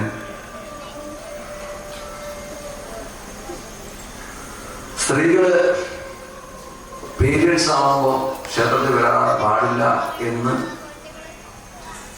അറിയാമോ? എന്താണ് ഞാൻ പറയുന്നതിന്റെ കാരണം? എന്തിനാ അങ്ങനെ പറയുന്നേ? അപ്പൊ പുരുഷന്മാർക്ക് ഇങ്ങനത്തെ ശുദ്ധിയൊന്നും വേണ്ടേ?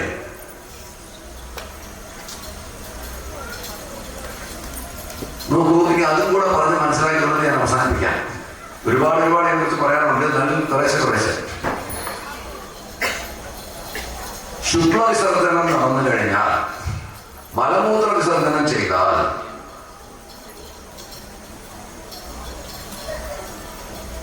അണ്ടവിസർജനം, അതായത് നമ്മളുടെ എന്താ പറയാ പീരിയഡ്സ് ഉണ്ടായാൽ, ആർത്തവം ഉണ്ടാകുന്ന സമയത്ത് നമ്മൾ ക്ഷേത്രത്തിൽ പോകാൻ പാടില്ല എന്ന് പറയും.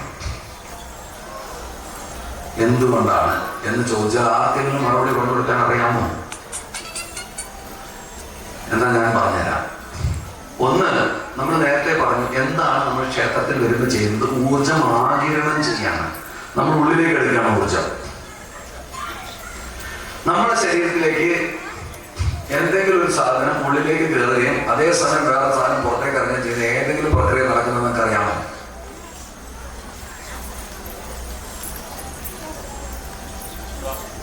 ശ്വാസം എടുക്കുമ്പോ എടുത്ത് കഴിഞ്ഞിട്ട് വിടാൻ നിൽക്കും. ഒരേ സമയം രണ്ടും വിടില്ല, ഇപ്പൊ വിടാൻ പറ്റില്ല. ഇനി കഴിഞ്ഞേ വിടാൻ പറ്റുള്ളൂ. മാത്രകളുടെ വ്യത്യാസമുള്ളതുകൊണ്ട് നമുക്ക് തോന്നുന്നത് ഒന്നിച്ച് പോകാൻ വേണ്ട.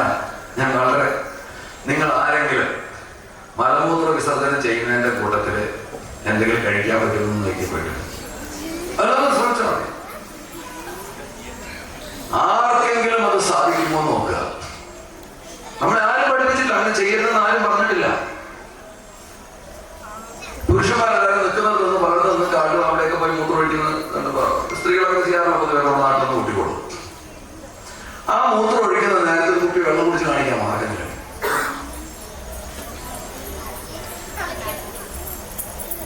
സാധിക്കുമോ? ഒന്ന് ശ്രമിച്ചു നോക്കുന്നത് തെറ്റില്ല. നാളെ ആരെങ്കിലും മലവിസർജനത്തിന് മുമ്പ് ഒരു ഉണ്ണിയപ്പം കയ്യിലെടുത്താൽ മതി. കറക്റ്റ് രണ്ടും ഒരേ സമയത്തായിരിക്കണം. അങ്ങനെ നടത്താൻ പറ്റുന്നവർക്ക് എല്ലാവർക്കും ക്ഷേത്രത്തിൽ ശുദ്ധിയില്ലാതെ വരാം. ഞാൻ പറഞ്ഞ മനസ്സിലായോ? അങ്ങനെ നടത്താൻ പറ്റുന്ന ചില ആൾക്കാരുണ്ട് കേട്ടോ. അത് ഒരു തലം കഴിഞ്ഞ ആൾക്കാർക്ക് അത് സാധിക്കും. അങ്ങനെയുള്ള ശുദ്ധി വേണം. കേരള എന്ന് പറഞ്ഞ ഒരാളെ കേട്ടിട്ടുണ്ട്. കേരള പതഞ്ജലി കേട്ടിട്ടില്ലേ? നമ്മുടെ മറ്റേ ബ്രാൻഡ് അല്ല, ഏതാ നമുക്ക് ഒറിജിനൽ ഒരു പതഞ്ജലി. പതഞ്ജലി എന്ന് പറഞ്ഞാൽ നമ്മുടെ മറ്റേ സാമിയുടെ സാധനം അതല്ല, അതെന്ത് അതൊക്കെ ഒറിജിനൽ പതഞ്ജലിക്ക് യോഗസൂത്രങ്ങൾ, അതായത് ഈ 84 സൂത്രങ്ങൾ. യോഗം എന്ന് പറഞ്ഞാൽ, യോഗം എന്താണ്? ഭഗവാൻകളുടെ യോഗം. യോഗ ചിത്തവൃത്തി നിരോധ, മനോവൃത്തികളെ നിരോധിക്കാൻ പഠിക്കുന്നതാണ് യോഗം എന്ന ആദ്യത്തെ സൂത്രം പതഞ്ജലി യോഗസൂത്രം. ആദ്യത്തെ പതഞ്ജലിക്ക് മുമ്പുണ്ടായിരുന്ന ഒരു മഹായോഗിയാണ് കേരള സംഹിത എന്ന് പറഞ്ഞൊരു പുസ്തകം അദ്ദേഹം എഴുതി വെച്ചിട്ടുണ്ട് ഹഠയോഗത്തിനെ കുറിച്ച്. ഹഠയോഗ പ്രദീപിക എന്ന് പറഞ്ഞ പുസ്തകം എഴുതിയ ആളാണ് പതഞ്ജലി.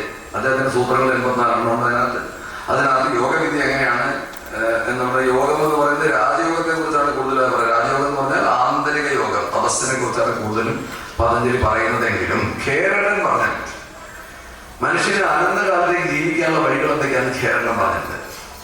അനന്തകാലത്തേക്ക് ജീവിക്കും, മരിക്കില്ലെന്ന് പറയുന്നത്. ഒരു കാലത്തും മരിക്കില്ല. ശരീരം അത്ര അടിപൊളി സാധനം പറയണം. ഭഗവാൻ നേരിട്ടുണ്ടാക്കി തന്നിട്ടിരിക്കുന്ന ശരീരം, സ്ഥൂല ശരീരം വൃത്തികളാവുന്നതിന് കാരണം, നശിച്ചു പോകുന്നതിന് കാരണം നമ്മുടെ ഈ കേരളം പറയുന്ന ഈ കുടലില്, വലിയ കുടലിലും ചെറിയ കുടലിലും മാലിന്യങ്ങളിൽ ഞങ്ങൾ അടിഞ്ഞു കൂടുന്നതാണ്. ആ മാലിന്യം അടിഞ്ഞു കൂടിയാൽ നമ്മൾ എന്താ ചെയ്യേണ്ടത്? കേരളം പറഞ്ഞാൽ വളരെ സിമ്പിളാണ്, കഴുകിയാൽ മതി. എങ്ങനെയാ കഴുകുന്നത്? അത് പുറത്തെടുത്ത് കഴുകണം, കഴുകുള്ളൂ. കുടലേ ഒന്ന് പുറത്തേക്ക് എടുക്കുക, കഴുകി തിരിച്ചു വെച്ചാൽ മതി. വളരെ വളരെ സിമ്പിൾ അല്ലേ പറയുന്നത്? അപ്പൊ എങ്ങനെയാ പുറത്തെടുക്കുക? ആ പുറത്തെടുക്കണമെങ്കിൽ നമ്മൾ സാധാരണ എങ്ങനെയാ അപാനവായു എന്ന് പറയുന്ന സാധനം, അപാനൻ എന്ന് പറഞ്ഞാൽ അപാനവായു കൊണ്ടാണ് നമ്മൾ മുക്കുക. നമ്മള് മലമൂത്ര വിസർജനം നടത്തുമ്പോൾ നമ്മൾ മുക്കും. പ്രസവിക്കാൻ നേരത്തെ സ്ത്രീകൾ മുക്കും. ആ മുക്കുമ്പോൾ പ്രവർത്തിക്കുന്ന വായു, പ്രാണന്റെ പേരാണ് അപാനൻ. അപാനനെ കൊണ്ട് ശക്തിയായിട്ട് മുക്കിയ നിങ്ങളൊന്ന് ആലോചിച്ച് നോക്കിയേ. നിങ്ങൾ പ്രസവിച്ച ഒരുപാട് സ്ത്രീകൾ ഈ കൂട്ടത്തിലുണ്ടാവുമെന്ന് എനിക്കറിയാം. നിങ്ങൾ പ്രസവിച്ചപ്പോ നിങ്ങളുടെ കുഞ്ഞ് പുറത്തു വരാൻ നിങ്ങൾ മുക്കും എന്താ ചെയ്യുന്നത്? നിങ്ങളുടെ വയറിനകത്തുള്ള സാധനങ്ങൾ മുഴുവൻ പുറത്തെടുക്കുക. നിങ്ങളുടെ കുഞ്ഞ് പ്ലാസന്റ എല്ലാം പുറത്തേക്ക് വരും. ഇപ്പൊ 4 മുക്കിയാൽ കുടൽ പുറത്ത് വരേണ്ടതല്ലേ? 4 ചോദിക്കട്ടെ. കേരളം പറയുന്നു അങ്ങനെ ചെയ്യാൻ സാധിക്കും. എന്നിട്ട് എന്ത് വേണം? പക്ഷെ കേരളത്തിന്റെ ആ ക്രിയയിൽ പറഞ്ഞിരിക്കുന്നതെന്ന് വെച്ചാൽ വെള്ളത്തിനടിയിൽ മുങ്ങി നിന്നിട്ട് വേണം ഇത് ചെയ്യാൻ. എന്നിട്ട് ആദ്യം മുക്കി കഴിയുമ്പോൾ നിങ്ങൾക്ക് എന്ത് പറ്റും? കുടല് പുറത്തെടുക്കാം, പുറത്തെടുത്തിട്ട് ഇത് കംപ്ലീറ്റ് കഴുകാം. എന്നിട്ട് തിരിച്ച് കുടലതിനകത്ത് തിരിച്ച് വിളിച്ചാൽ തിരിച്ച് കയറാൻ പറ്റും എന്നാണ് കേരളം പറയുന്നത്. ഒറ്റ ആവശ്യമുള്ളൂ, 1.5 മണിക്കൂർ ശ്വാസം എടുക്കരുത്. പുറത്തേക്ക് വിട്ടു കഴിഞ്ഞാൽ പിന്നെ 1.5 മണിക്കൂർ ശ്വാസം എടുക്കരുത്. അതിനുള്ള തപസ് നിങ്ങൾക്കുണ്ടാവുന്നതിന് ഇത് ചെയ്യാം. ഇപ്പൊ നമ്മുടെ കുംഭമേളയില് ഒരു ഉദ്ഘാടനത്തിൽ ഒരാൾ ശംഖുരി നിങ്ങൾ ആരെയും കണ്ടോന്ന് എനിക്കറിയില്ല. 2 മിനിറ്റ് 49 മിനിറ്റ് ഒരാൾ ശംഖുരി കളഞ്ഞു.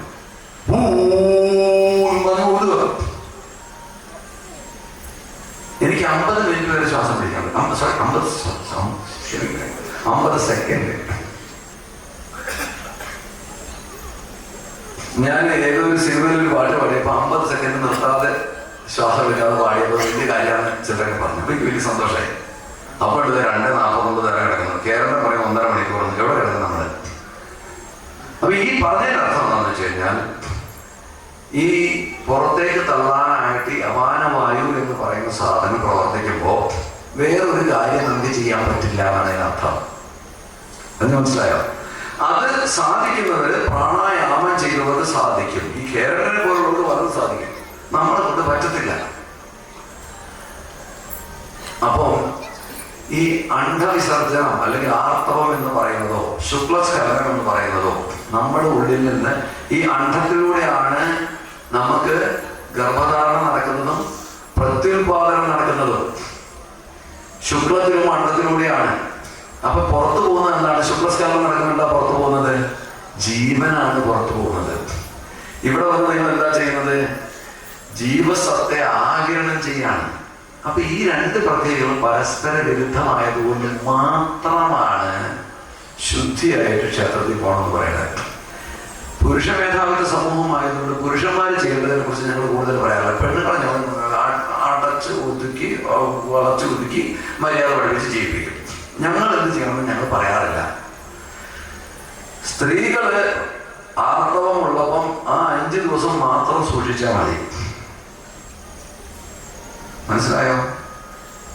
പുരുഷന്മാര് എപ്പോഴൊക്കെ മൂത്രമൊഴിച്ചോ ശുക്ലസ്ഖലനം നടന്നോ അത് കഴിഞ്ഞാൽ ചെയ്യേണ്ട പണി ശാസ്ത്രത്തിൽ പറഞ്ഞിട്ടുണ്ട്.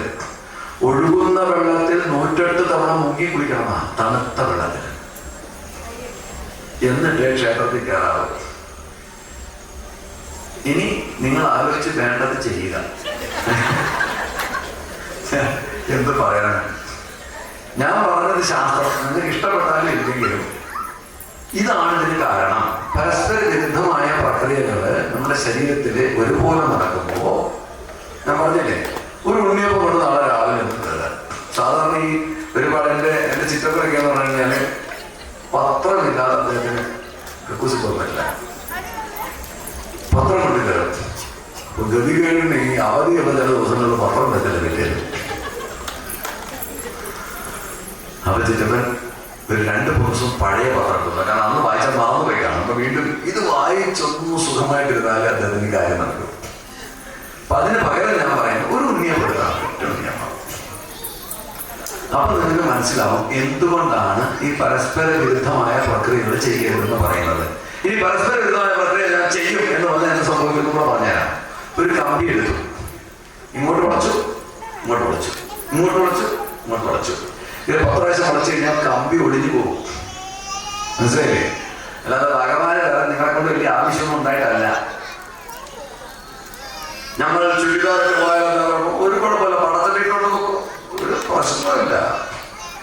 ആ പോകുന്ന ഉദ്ദേശം നടക്കില്ല. അത്രയും പോകുന്ന ഉദ്ദേശം യഥാർത്ഥത്തിലാണ് ക്ഷേത്രത്തിന്റെ സങ്കല്പം എന്താണ്?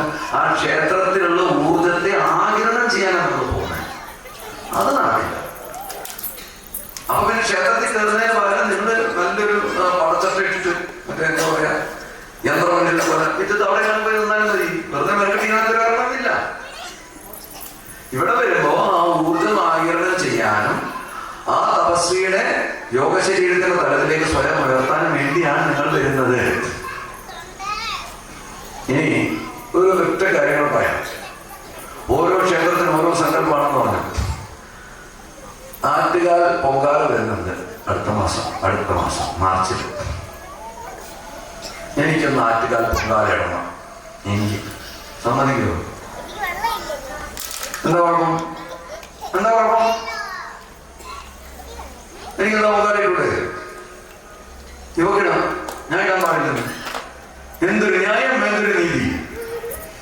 ഈ ആറ്റുകാൽ അവർ ഭയങ്കര ഫ്രോഡല്ലേ? ആണുങ്ങളോട് ഭയങ്കര വിവേചനം.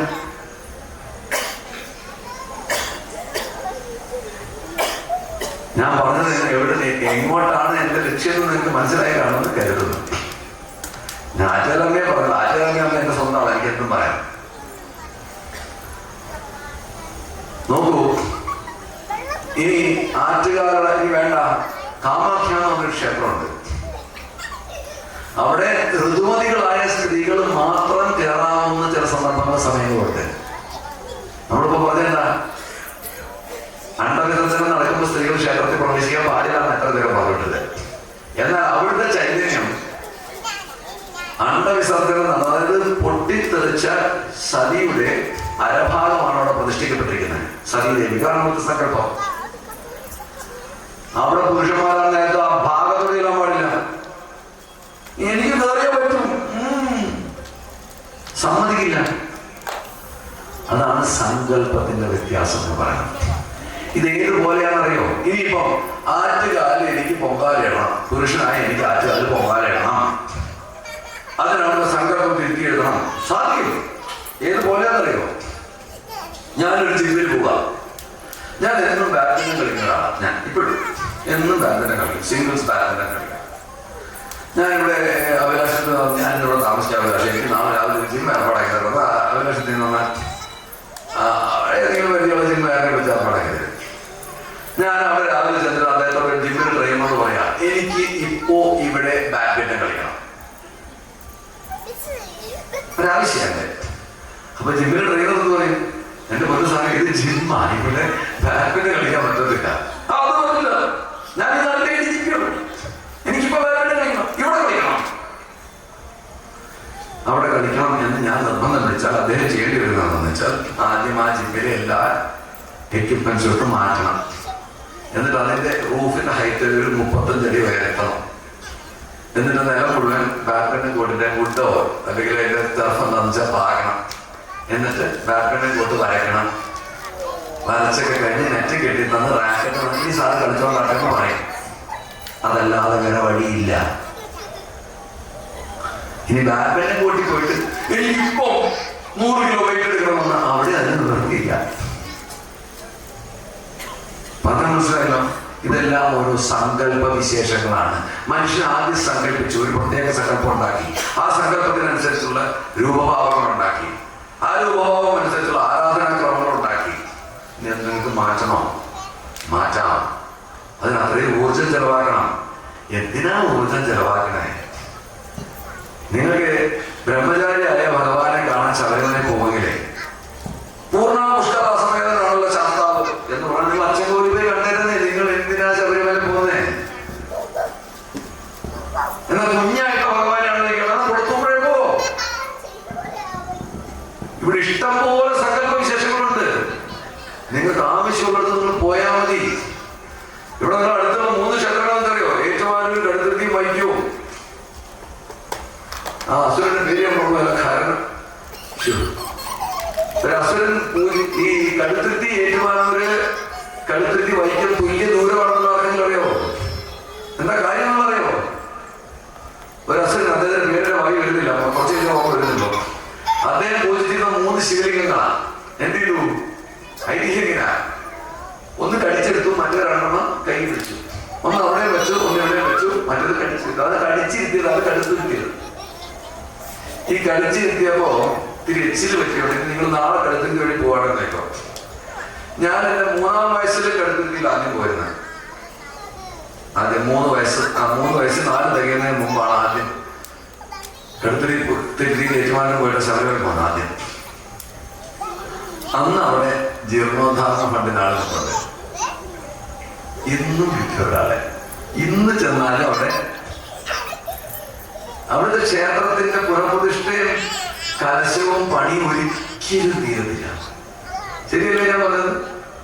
ഇപ്പോഴും അവിടെ ഒരാളുണ്ടാവും വെളിയിലെ. അതാ ദേവന്റെ സങ്കല്പം. ഇച്ചിരി പറ്റിയ ദേവൻ എന്നും ദാരിദ്ര്യ പാവം. എന്നാ വായിക്കാത്ത എങ്ങനെയാണെന്നറിയോ? സമൃദ്ധി സങ്കല്പത മഹാരാജാവാണ്. അവിടെ ഇപ്പോഴും രാത്രി അത്താഴ പക്ഷിക്കാരുണ്ടോ എന്ന് ചോദിച്ചിട്ട് മഴ കളിക്കാവോ? ഏറ്റവും അതിലും പിന്നെ ഏഴര പറയാനായിട്ട് സൗകര്യമാണ് ഞങ്ങള്. എന്തെങ്കിലും വേണേ കഴിച്ചു പോകണം. എന്തിനായാലും ഈ ലൈനാണ്. ഈ സങ്കല്പ വിശേഷങ്ങൾ അനുസരിച്ച് ഓരോ ക്ഷേത്രങ്ങളുടെ സ്വഭാവം മാറി മറിയുന്നു. ആ സങ്കല്പം വേണ്ടവർ അവിടെ ചെന്ന് ആ സങ്കല്പത്തിൽ പ്രാർത്ഥിച്ചാൽ അതിനനുസരിച്ചുള്ള ഗുണമുണ്ടാവും. ഗുരുവായൂർ ഭഗവാന്റെ അടുത്ത് ഉള്ള സങ്കല്പമല്ല പത്മനാഭ സ്വാമിയുടെ അടുത്ത്. ഇത്രയൊക്കെ ഞാൻ പറഞ്ഞതിൽ നിന്ന് ക്ഷേത്ര പ്രാധാന്യം നിങ്ങൾക്ക് മനസ്സിലായി കാണുമെന്ന് കരുതുന്നു. നിങ്ങൾക്ക് നിത്യേനയുള്ള ജപവും ഉപാസനയ്ക്കും കുറച്ചുകൂടി ഏകാഗ്രത കൈവരുന്ന ഞാൻ പ്രതീക്ഷിക്കുകയാണ്. ഞാനിവിടെ വന്ന് ഇത്ര നേരം വർത്തമാനം പറഞ്ഞാൽ എന്തെങ്കിലുമൊക്കെ ഗുണമുണ്ടാവുന്നേ. നാളെ നിങ്ങളൊക്കെ വലിയ സിദ്ധന്മാരും സിദ്ധകളും ഒക്കെ ആയ ശേഷം പറയണേ, വെറുതെ എന്ത് പറയണമെന്നറിയാം. ശ്രീ സാർ വന്ന് പറഞ്ഞു തന്നതിന് ശേഷം ഞാനിപ്പോൾ നിരന്തരം ഭഗവത് സ്മരണം മാത്രമായിട്ടിരിക്കുകയാണ്. വെറുതെങ്കിലും പറയണം. ഇനി നിങ്ങൾക്ക് എന്തിനെ കുറിച്ച് ചോദിക്കാതെ വേഗം ചോദിക്കാം. കാരണം സമയം അതിനൊക്കെയാണ്. ഒരു മണിക്കൂറായില്ലോ, സമയമായില്ലേ?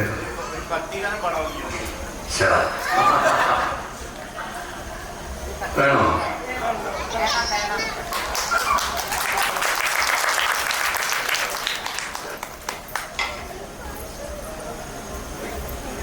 അതിനിടെ ചോദിക്കും. ഭക്തിയാണ് പാടാണ്.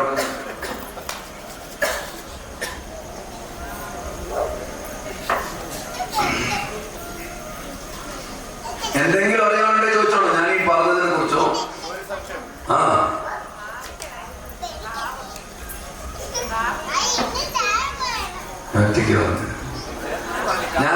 ഞാൻ പറഞ്ഞല്ലോ, പരമാവധി ആഗിരണം ചെയ്യണം. ഇങ്ങനെ പോകുന്നത് നല്ലത്. നിങ്ങൾ മറ്റേ അനന്തശായിയായ വിഷ്ണുവിന്റെ താഴെ നിൽക്കുന്ന മനുഷ്യരുടെ രൂപത്തിലുണ്ടോ?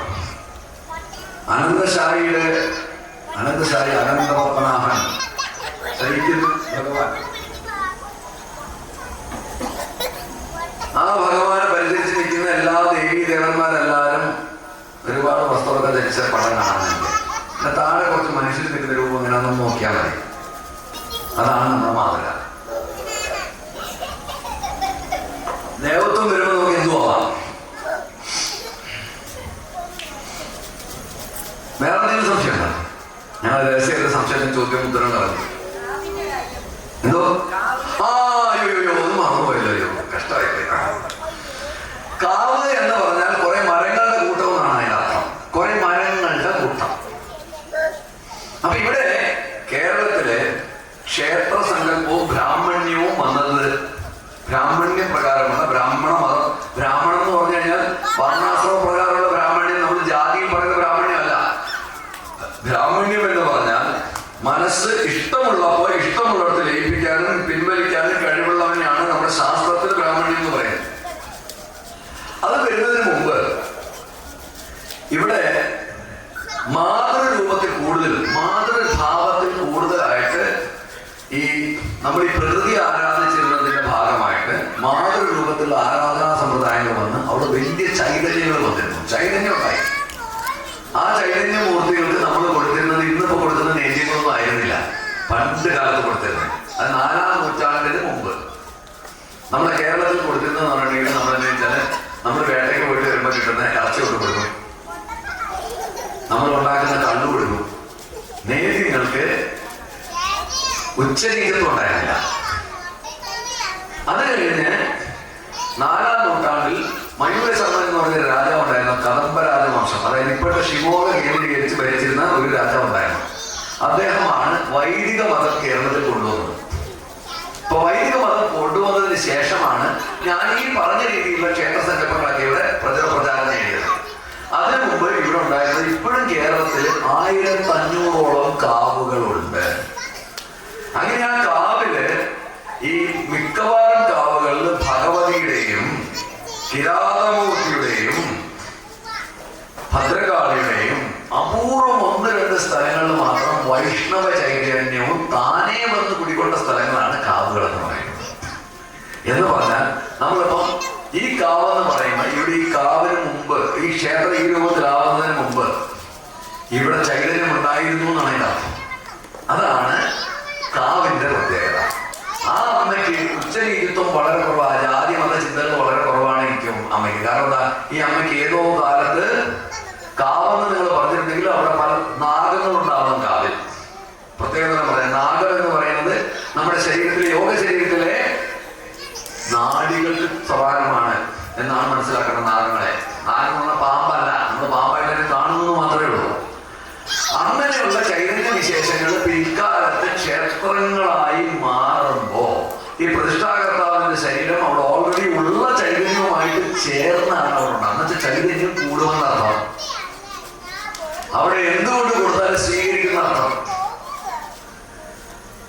മനസ്സിലായില്ലേ? നിങ്ങൾ എന്ത് സങ്കല്പിച്ചാലും അമ്മയ്ക്ക് സ്വീകാര്യമാണ്. ആ മാതൃഭാവത്തിന്റെ ഉച്ചമായ സങ്കല്പമുള്ള സ്ഥലങ്ങളാണ് ഇവിടെ കാവുകൾ. വളരെ അപൂർവ ചില സ്ഥലങ്ങൾ, ഇപ്പൊ തലശ്ശേരി എടുത്തൊരു സ്ഥലത്ത് അണ്ടലൂർ കാവ് എന്നൊരു കാവുണ്ട്. അവിടെ ശ്രീരാമനാണ് ചൈതന്യം. ശ്രീരാമ വൈഷ്ണവ ചൈതന്യമുള്ള കാവുകൾ തുലവും കുറവാണ് കേരളത്തില്. ഇല്ലെന്ന് തന്നെ പറയാം, കാവില്ല. ഈ കാവെന്ന് പറയുന്നത് ഏറെ കൂടുതലും ഈ കേരളത്തിലും കുറച്ച് കർണാടകത്തിലും വളരെ കുറച്ച് തമിഴ്നാട്ടിലുള്ള ഒരു സങ്കല്പമാണ്.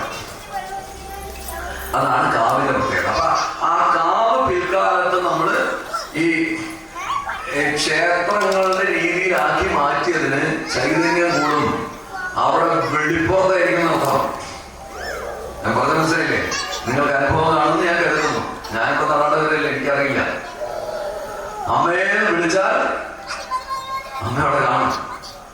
അതാണ് ആ കാവുകളുടെ പ്രത്യേകത. കാവുകൾക്ക് ചൈതന്യമേറും. ആ കാവുകളെ ക്ഷേത്രങ്ങളുടെ രീതിയിൽ ഒരു ചിട്ടകൾ വന്നു കഴിയുമ്പോൾ അതിന്റെ 10 മടങ്ങ് ചൈതന്യം വർദ്ധിക്കുന്നു മനസ്സിലാക്കണം. അതാണ് കാവിന്റെ പ്രത്യേകത. ഇപ്പോഴും വടക്കുള്ള കാവുകളിൽ കോഴിക്കോട് വളയനാട് കാവ് എന്ന് പറഞ്ഞൊരു കാവുണ്ട്. വളയനാട് കാവ് ദേവീക്ഷേത്രം. അവിടെ അമ്മയ്ക്ക് ഇറച്ചി, മദ്യം ഒക്കെ നിൽക്കുന്നുണ്ട്. മദ്യമത്തിലാണ് മദ്യമപൂജ എന്ന് പറയുന്നത്. അതിന് വടക്കോട്ട് പോയി കഴിയുമ്പോൾ വീണ്ടും ഉണ്ട് കളരിവാതക്കൽ, മന്നംപുറത്ത് കാവ്, എന്താണ് മാടായിക്കാവ്, മാമാനിക്കുന്ന്, മന്നംപുറത്ത് കാവ്, ഇങ്ങനെ കുറെ കാവുകളുണ്ട്. അവിടെ ഉള്ളൊരു പ്രത്യേകത എന്താണെന്ന് വെച്ച് കഴിഞ്ഞാല് എല്ലായിടത്തും ഇങ്ങനെയുള്ള കാവുകൾ സപ്തമാതൃക്കളുടെ ആരുടെ വിഗ്രഹങ്ങളായിട്ട് പ്രതിഷ്ഠിച്ചാണ്. സപ്തമാതൃക്കളെ, ആ സപ്തമാതൃക്കൾക്ക് ഈ തരത്തിലുള്ള നീതി ഉണ്ടാവും. ആ നീതി അത് കഴിഞ്ഞാൽ നമ്മൾ ഭക്തർക്ക് തരും എന്ന് പറഞ്ഞാൽ പണ്ട് അടിയാളങ്ങൾ കൊടുത്തിരുന്ന നീതിയാണ്. സാധാരണക്കാരൻ കൊണ്ടുവന്ന് അവൻ വേട്ടയാടി കൊണ്ടുവന്ന സാധനങ്ങളാണ് അമ്മ കൊടുത്തിരുന്നത്. അതെല്ലാം തിന്ന് പുഷ്ടിപ്പെട്ടിരിക്കുന്ന അമ്മയെ അന്ന് മുതൽ വിളിക്കുന്ന ഈ നാട്ടുകാരെ. മനസ്സിലായില്ലേ? അതാണ് കാവ് എന്ന സങ്കല്പത്തിന്റെ പ്രത്യേകത. വെളിപ്പുറത്ത് കാണണം എന്ന് മനസ്സിലാക്കുക. ഇനി എന്തെങ്കിലും സംശയമുണ്ടോ?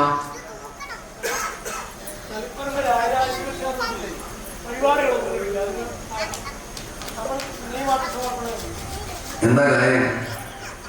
ആ വാക്കിലുള്ള മറുപടി രാജരാജേശ്വരൻ അങ്ങനെ ഒരു കുന്തവും വേണ്ടെന്ന് ഞാൻ മനസ്സിലായില്ലേ? ആ നെയ്യ് കൊടുക്കുന്നത് തന്നെ അദ്ദേഹത്തിന് ബഹുമാനിക്കാൻ കൊടുക്കുന്ന, അല്ലാതെ അവിടെ ആ ക്ഷേത്രം എപ്പോഴും പുഷ്ടിപ്പെട്ട് കിടക്കുന്നതാണ് സങ്കല്പത. അത് രാജാവാണ്, രാജരാജേശ്വരനാണ്. അത് രാജാക്കന്മാരുടെ രാജാവ് എന്നുള്ള സങ്കല്പത്തിലാണ് ആ ഭഗവാൻ ഇരിക്കുന്നത്. ആ ഭഗവാൻ അതുകൊണ്ട് ആ ക്ഷേത്ര പ്രതിഷ്ഠ വയ്ക്കുമ്പോൾ നിങ്ങൾക്ക് കാശി, പിന്നെ എന്താ പറയാ വടക്കുന്നാഥൻ, ഒരുപാട് ക്ഷേത്രങ്ങളിൽ അവിടെ നിന്ന് തൊഴാം. ആ ഫലം മുഴുവൻ അവിടെ കിട്ടുന്നതാണ്. ആ രാജാക്കന്മാരുടെ മുഴുവൻ രാജാവ് എന്നുള്ള നിലയ്ക്കാണ് ആ സങ്കല്പം. അതുകൊണ്ടാണ് അവിടെ വേറെ ഒരു വഴിപാടും വേണ്ട. രാത്രി 8 മണിക്ക് ശേഷം മാത്രമേ സ്ത്രീകൾക്ക് പ്രവേശനമുള്ളൂ. കാരണം എന്താണെന്ന് വെച്ച് കഴിഞ്ഞാൽ ഈ പുരുഷ മേധാവിത്വ സമൂഹത്തില് സ്ത്രീകളൊന്നും പണ്ട് ഈ തീരുമാനങ്ങൾ എടുക്കാൻ ഇടപെട്ടിരുന്നില്ലല്ലോ. രാജ്യകാര്യങ്ങൾ മുഴുവൻ തീരുമാനിക്കുന്നത് രാവിലെ വൈകുന്നേരം വരെ. അത് കഴിഞ്ഞ് വൈകുന്നേരം വേണമെങ്കിൽ സ്ത്രീകൾക്ക് വന്ന് കാണാം എന്നാണ് സങ്കല്പം. അപ്പൊ ആ സങ്കല്പത്തിൽ ഇരിക്കുമ്പോൾ വലിയ അഡ്മിനിസ്ട്രേറ്റേഴ്സ് ആയിട്ടുള്ള ആൾക്കാർക്ക് അവിടെ പോയി ആ ദേവനമാണ്. നിങ്ങൾക്കറിയാം, ജയലളിതയൊക്കെ അവിടെ വന്ന് പോകുന്നു, യെദ്യൂരൊക്കെ വന്ന് പോകുന്നുണ്ട്. ആ സങ്കല്പത്തിനാണ്. ആ മഹാരാജാവിനെ കണ്ടു കഴിഞ്ഞാൽ നമുക്ക് ആ രാജാവിന്റെ ഗുണങ്ങൾ കൈവരാൻ വേണ്ടിയിട്ടാണ് ആ രാജാവിനെ പോയി കാണുന്നത്. അപ്പൊ അതാ നമ്മുടെ സങ്കല്പമാണ്. ഈ സങ്കല്പത്തിൽ എത്രയോ ഋഷീശ്വരന്മാര് ഇരുന്ന് തപസ് ചെയ്തത് ആ തന്ത്രി വര്യന്മാര് ആ ചൈതന്യത്തിന് ആ രീതിയിൽ ഊട്ടി ഉറപ്പിക്കുകയാണ്. അതുകൊണ്ടാണ് അവിടെ വേറെ പറയണ്ട.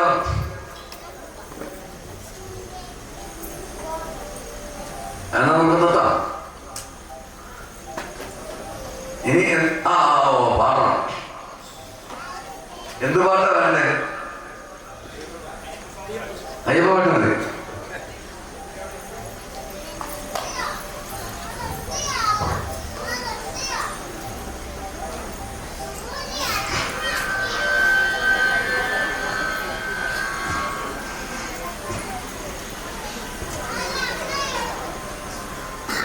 ഇത് 4 പേര് വഴിയെ പോലെ ഫുള്ളായിട്ട് പണി ബുദ്ധിമുട്ടുണ്ടെന്നല്ലേ.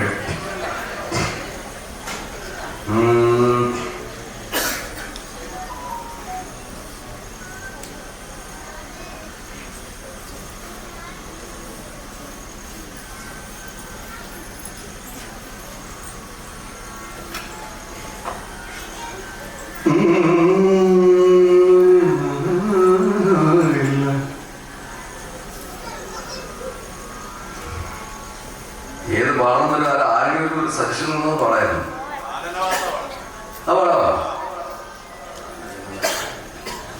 കാരണവാസായിക്കട്ടെ.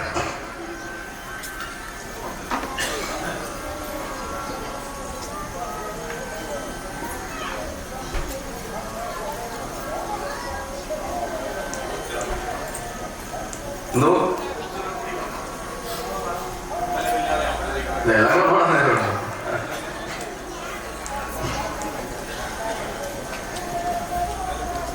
കാരണവാസകം വരി കാണുന്നില്ല. ഓർമ്മ വരുന്നത്തോളം പാടാം.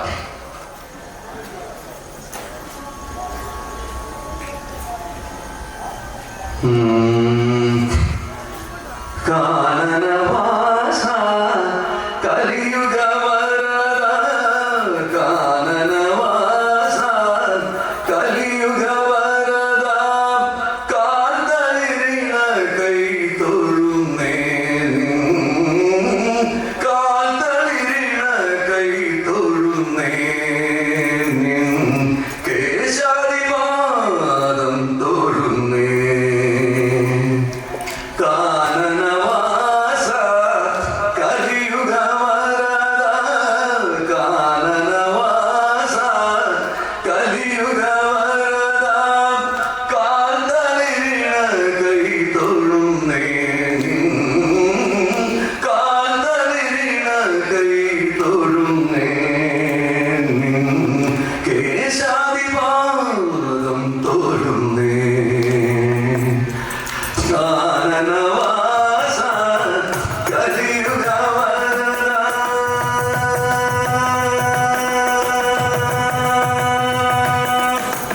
നിരുപമ ഭാഗ്യം നിർമാല്യ ദർശനം, നിരുപമ ഭാഗ്യം നിർമാല്യ ദർശനം, നിർവൃതികരത്തിൽ നാമസങ്കീർത്തനം, അസുലഭ സൗഭാഗ്യം നിർമ്മലദാനം, അടിയങ്ങൾക്ക് അവലംബം നിൻ സന്നിധാനം. കാനനവാസ കലിയുഗ വരദ, കാനനവാസ കലിയുഗ വരദ, കാന്തളിരിണ കൈ തൊഴുന്നേ, കാന്തളിരിണ കൈ തൊഴുന്നേ, കേശാദിപാദം തൊഴുന്നേ.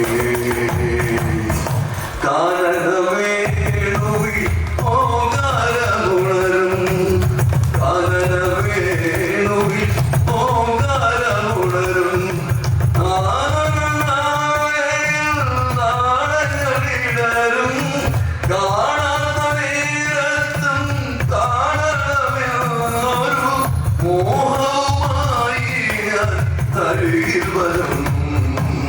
കാനനവാസ കലിയുഗ വരദ, കാനനവാസ കലിയുഗ വരദ, കാന്തളിരിണ കൈ തൊഴുന്നേ,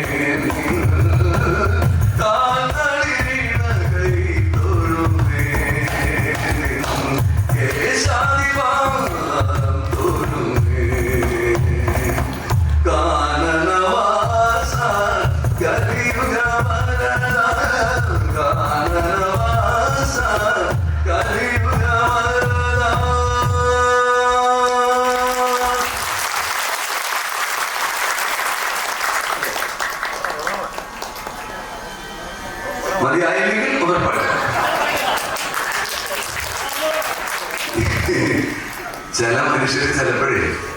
ചോദിച്ചേ പോകുമെന്ന് പറഞ്ഞാൽ നമുക്കൊന്നും ചെയ്യാൻ പറ്റത്തില്ല.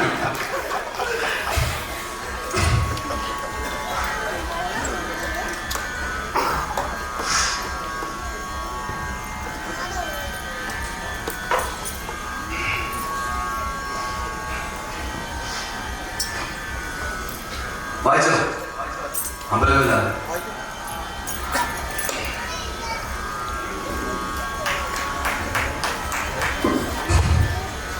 പാർവതീപതേ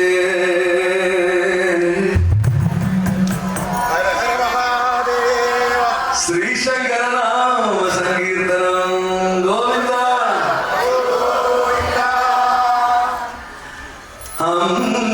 അമ്പലമില്ലാതെ അതറയിൽ ഓകാരമൂർത്തി ചിറയിൽ പരബ്രഹ്മമൂർത്തി ചിറയിൽ അമ്പലമില്ലാതെ അതറയിൽ വാഴും ഓകാരമൂർത്തി ചിറയിൽ പരബ്രഹ്മമൂർത്തി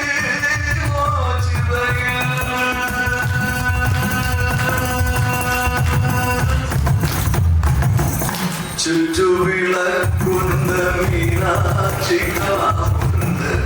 കച്ചിറയുന്നിവിടെ. ചുറ്റുവിളക്കുന്ന മീനാക്ഷികാവുണ്ട് കച്ചിറയുന്നിവിടെ. ചിത്തത്തിലോ തുഭജിക്കൂ ശങ്കര നിത്യവും നിന്നെ നാമം. ചിത്തത്തിലോ തുഭജിക്കൂ ശങ്കര നിത്യവും നിന്നെ നാമം. അമ്പലമില്ലാതെ അതറയിൽ വാഴും ഓംകാരമൂർത്തി ചിറയിൽ പരബ്രഹ്മമൂർത്തി ചിറയിൽ.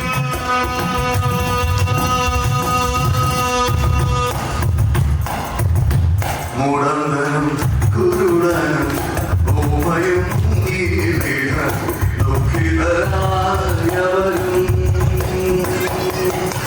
മുടന്തനും കുരുടനും ഓമയും ദുഃഖിതരായവരും. കൊന്നു വിളിക്കുകയിൽ കാരുണ്യമേകുന്ന ശംഭുവേ കൈതൊഴുന്നേ.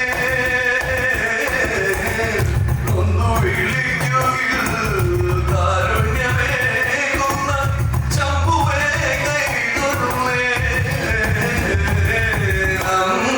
അമ്പലമില്ലാതെ അതറയിൽ വാഴും ഓംകാരമൂർത്തി ചിറയിൽ പരബ്രഹ്മമൂർത്തി ചിറയിൽ.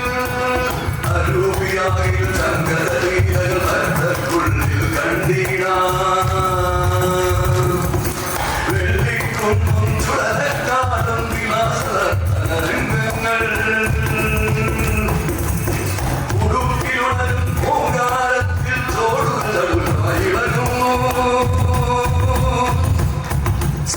സമാധാനമാടുന്ന നേരത്തിനാരകേളികളാടുന്നു. കാമനിച്ചൊരു കണ്ണിൽ കനലല്ല കാമമാണിപ്പോൾ ധരിപ്പതെന്നോ. കാമനിച്ചൊരു കണ്ണിൽ കനലല്ല കാമമാണിപ്പോൾ ധരിപ്പതെന്നോ. മകളറിയാതെ അകന്നയ്ക്ക് ഒളി സേവ ചെയ്യുന്നു മകളറിയാതെ അകന്നയ്ക്ക് ഒളി സേവ ചെയ്യുന്നു. ഒളി സേവ ചെയ്യുന്നു. അമ്പലമില്ലാതെ അതറയിൽ വാഴും ഓങ്കാരമൂർത്തി ചിറയിൽ പരബ്രഹ്മമൂർത്തി ചിറയിൽ. അമ്പലമില്ലാതെ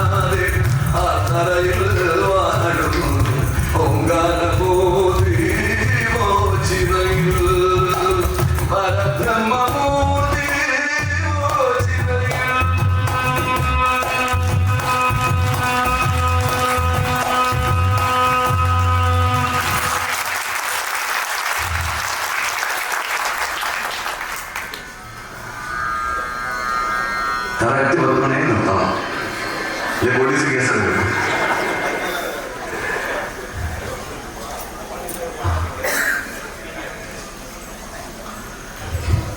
ഇതിന്റെ ഗുണമൊക്കെ നിങ്ങളുടെ ജീവിതത്തിൽ നാളെ തൊട്ട് കാണണേ.